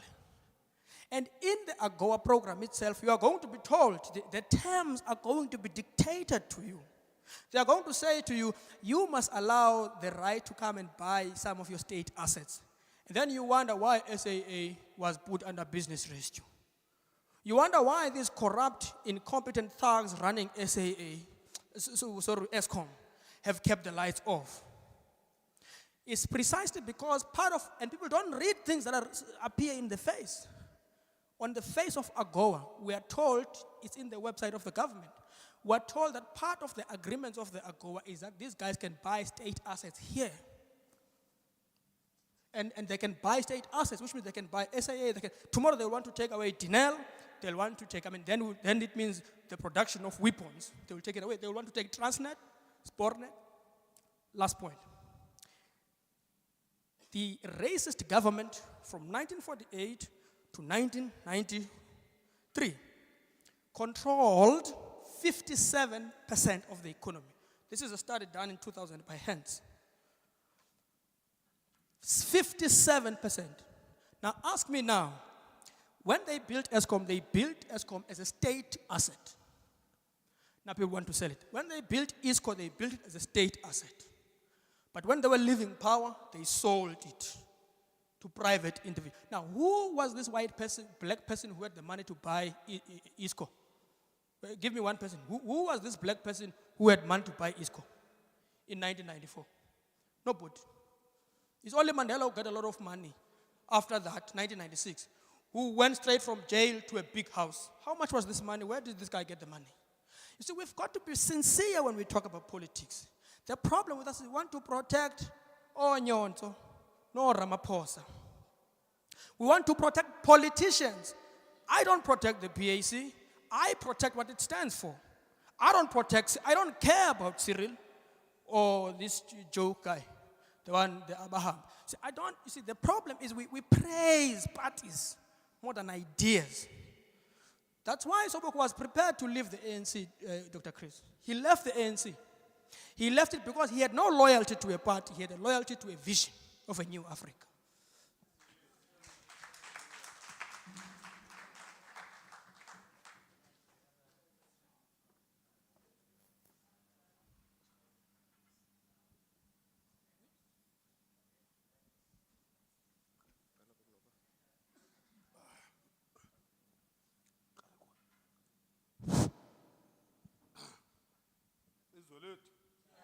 Africa. Firstly, I would like to request university to reproduce what was presented here for our workshops and political classes, because there's a lot we can discuss out of them. Also, I want to confess that is my first time to listen to I'm not. Okay. I must confess first that I've listened to my deputy president for the first time in a highly political presentation. As a generation, which we call it pastor generation, we are not easily pleased, but I'm pleased today. At least the level of discussion has went to the level where we left it before 1994. Another thing what I like mostly is that I'm a logical person. You know, I'm a science guy. I'm not a politician. I'm an engineer by profession, for example. I'm trained how to think logically. So the way he was presenting my deputy, I was happy because some people don't go to the philosophy underpinning our position as the PAC, for example. So I liked it. And the fact that we are sick and tired of people who quote what Sobukwe said. What we want to hear is what was in the mind of Sobukwe when he said this. Okay. And then another point I wanted to highlight is that, don't you think, Doc, capitalism or a capitalist state is in opposition to the vision of Sobukwe? I want to read a clause from this basic document. Many people quote it. I reproduced it into many copies because we notice that as time goes on, people are forgetting what Sobukwe and others stood for. He says in this basic document,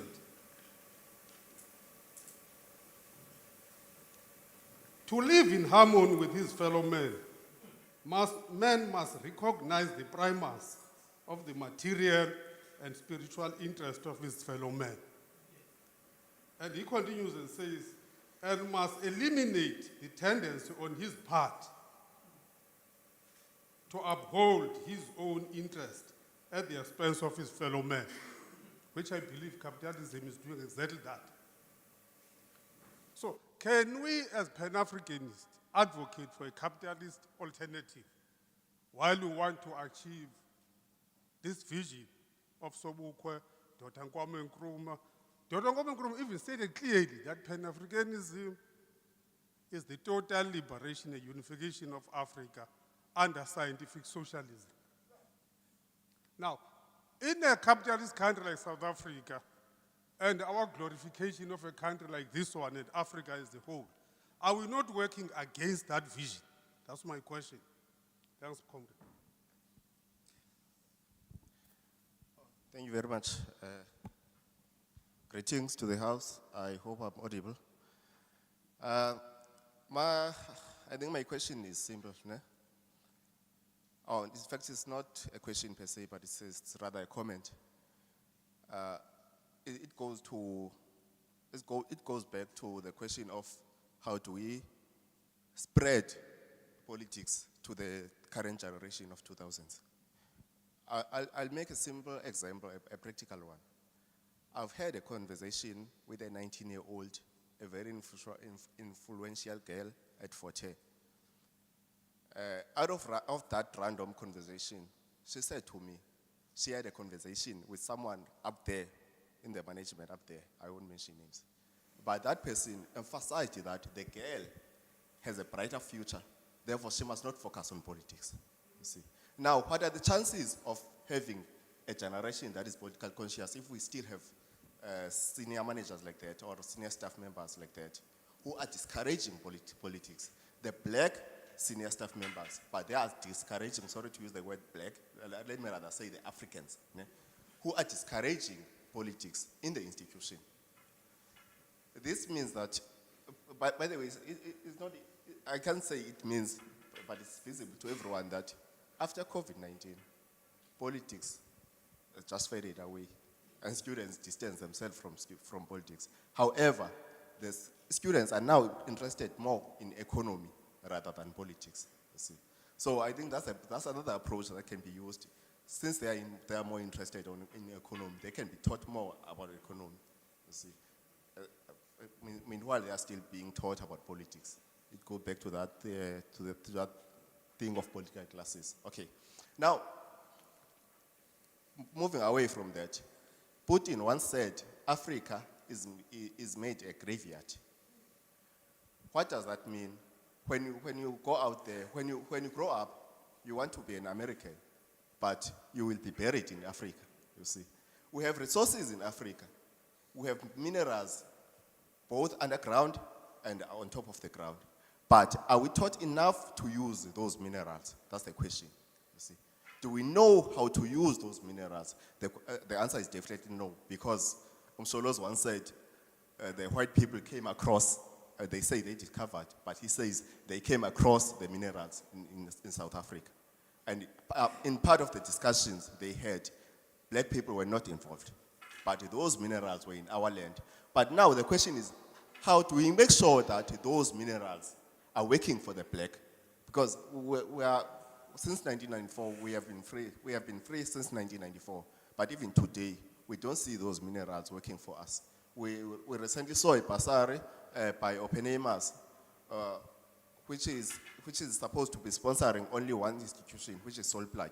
What about the black South Africans? How are these minerals going to work for them? That's the question. So all I'm trying to say is we need an economic freedom, you see. But how do we get that economic freedom when we don't know when these resources that are in Africa are not working for us. Let me crocodile. Thank you. Thanks. There's quite a few hands. We can't take too many, but maybe from that side we haven't had a. Oh, sorry. Can you come to the front and then maybe go to the back, and then that's all we can take. Izwe lethu, Africa. My question is a bit straightforward. It's on the issue of racism. I would like to know, can a black person be racist?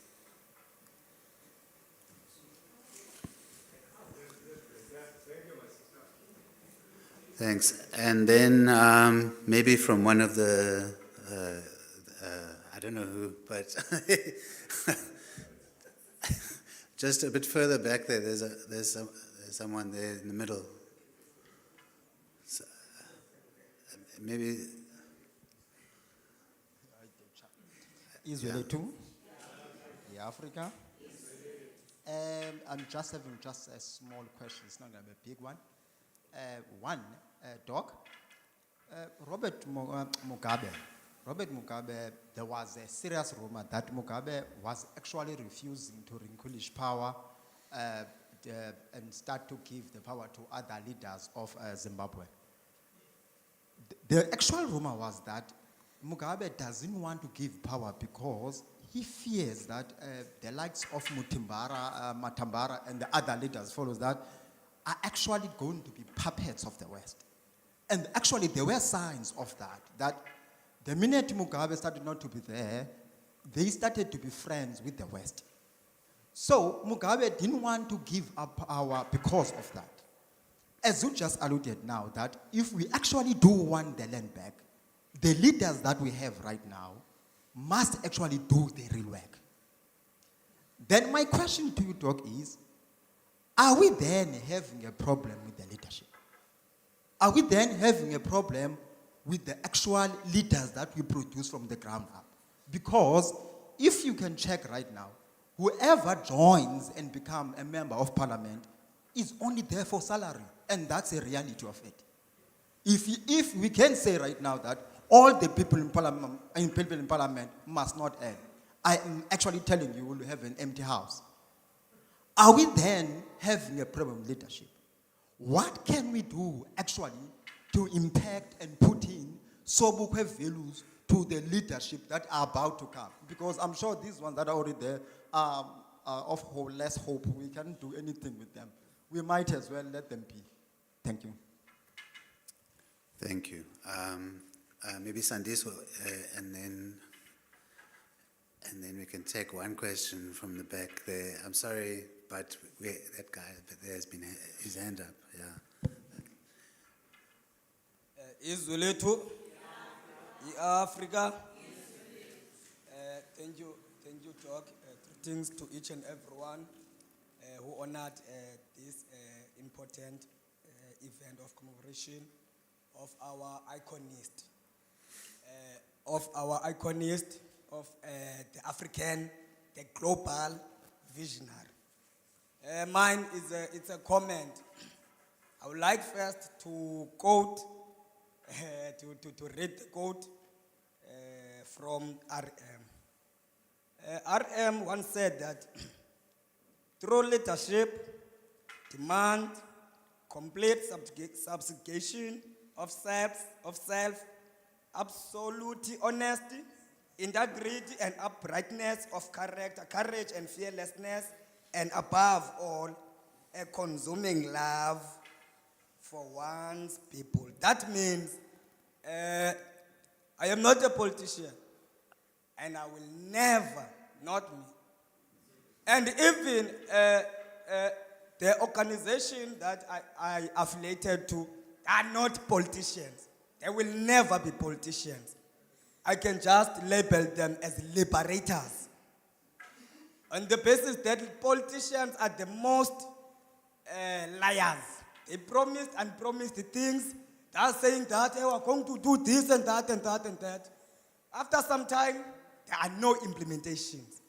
Going back to the question whereby Bexitiwa, the youth loses interest to the politics on the basis that politicians want us to depend on them. Yes. Yeah, they want us to depend on them.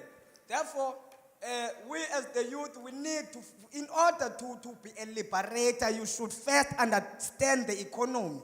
Failing to understand the economy, you are not a politician, you are not a liberator.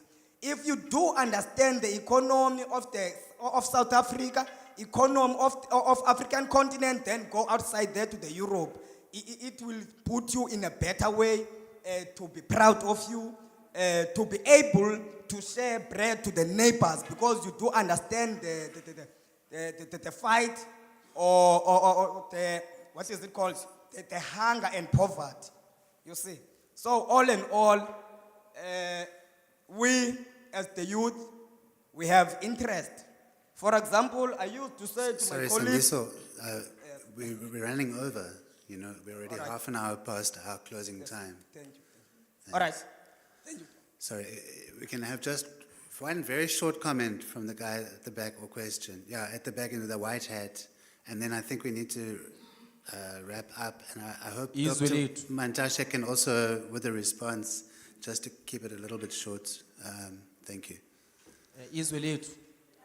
Africa. Thank you very much. Mine is just a few rhetorical questions that I have. I would just like to know, what is it that Prof has done to this institution that it does not honor Prof in such an honor that other icons are honored? I'll give you a typical example. This year we honored 100 years of ZK Matthews, but the institution, in terms of honoring ZK Matthews, that thing was on every program we would hear 100 years of ZK Matthews. On the graduation ceremonies, we would hear 100 years of ZK Matthews. But Prof. Sobukwe, it's only this program. And also thank you to the Center of Leadership and Ethics in Africa for organizing such a program. Because it is really sad that for a first black president in this institution not to be honored in such high dignity and high value. And we have a clearance call that we have been asking for since I arrived here in 2018 in Fort Hare. And I've been hearing this even from the previous generation, that we have all in our manifestos of the SRCs.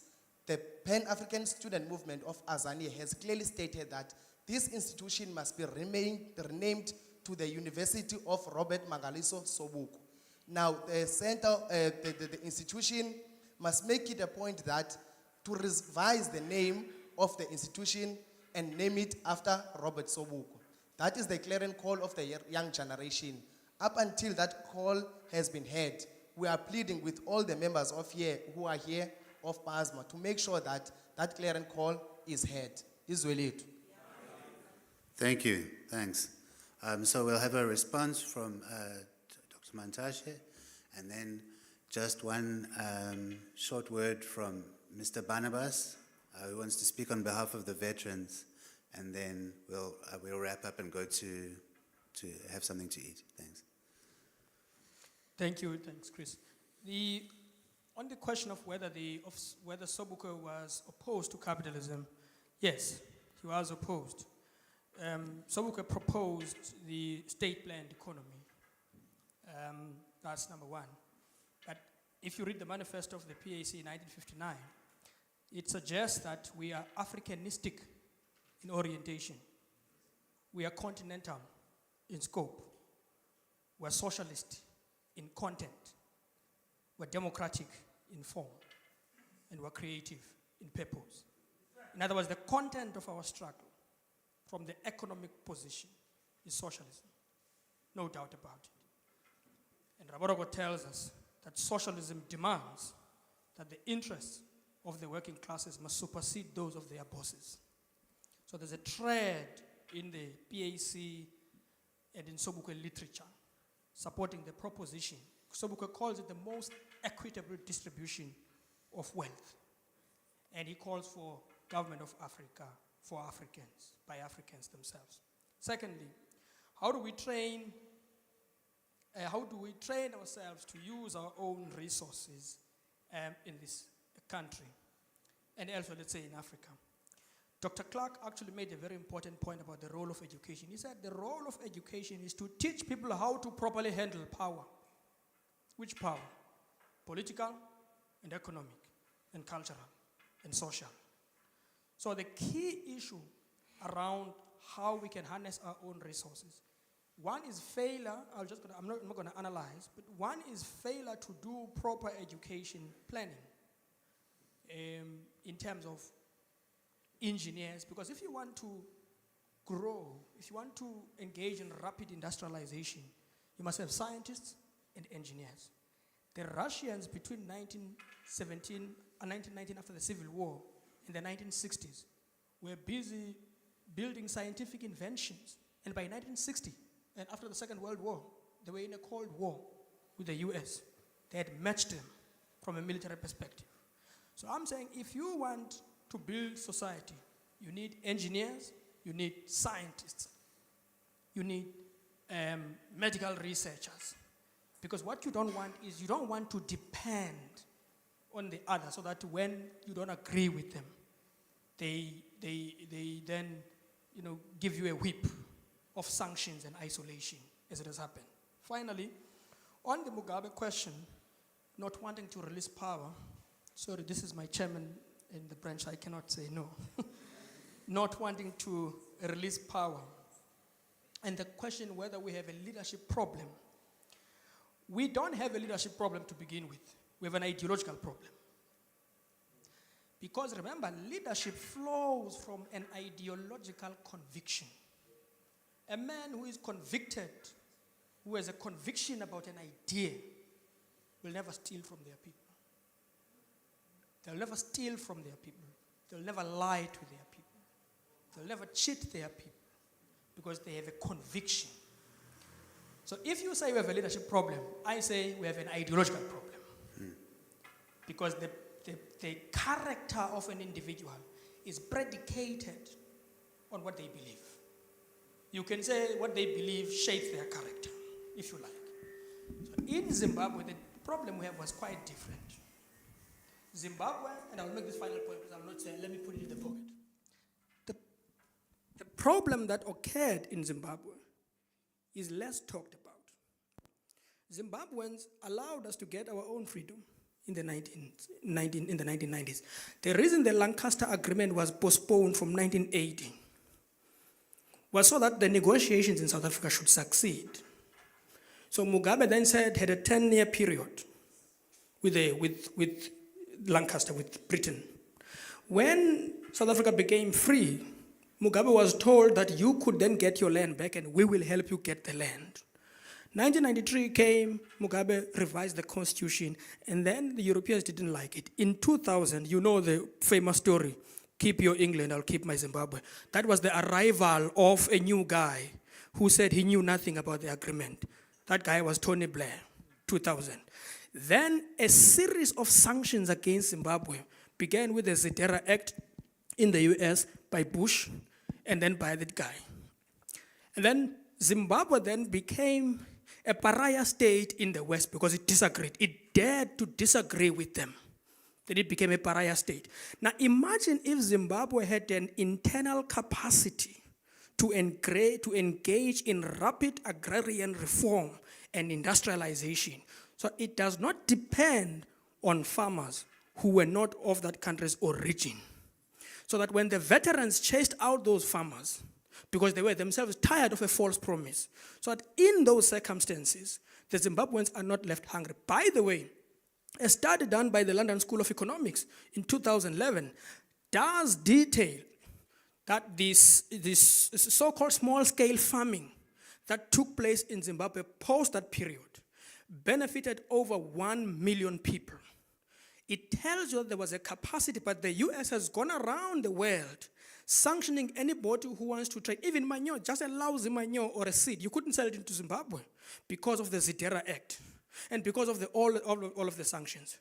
Mugabe made very catastrophic mistakes as a person, but you cannot fault him for challenging the West head on. He probably was the only remaining leader I could think of who could challenge the West head on. But you can blame him for anything, but not for that. Thank you.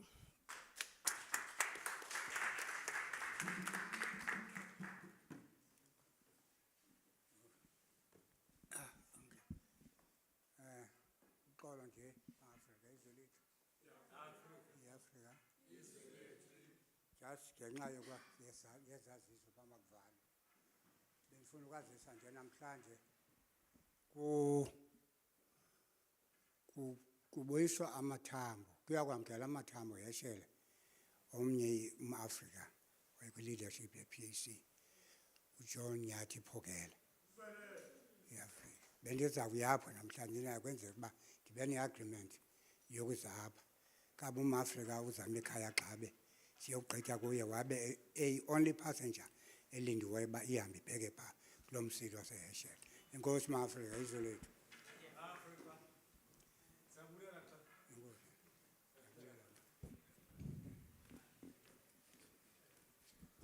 Okay, thank you. We're going to wrap up now. Before we go, I would like to mention that there's something to eat in the lobby. Hey, I want to thank most especially Mzamo Daimani, my colleague here who works with me in the Center for Leadership Ethics. He is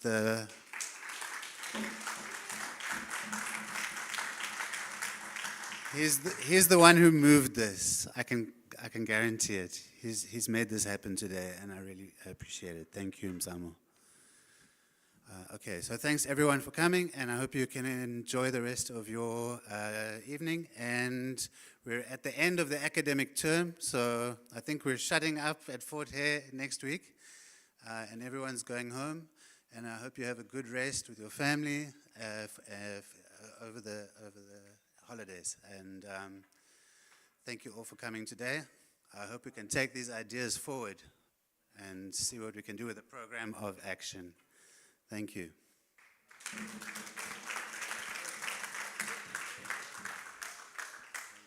Yes, okay, good people. I give thanks also for this last comment that I will make, just to try to address and guide the people towards the catering.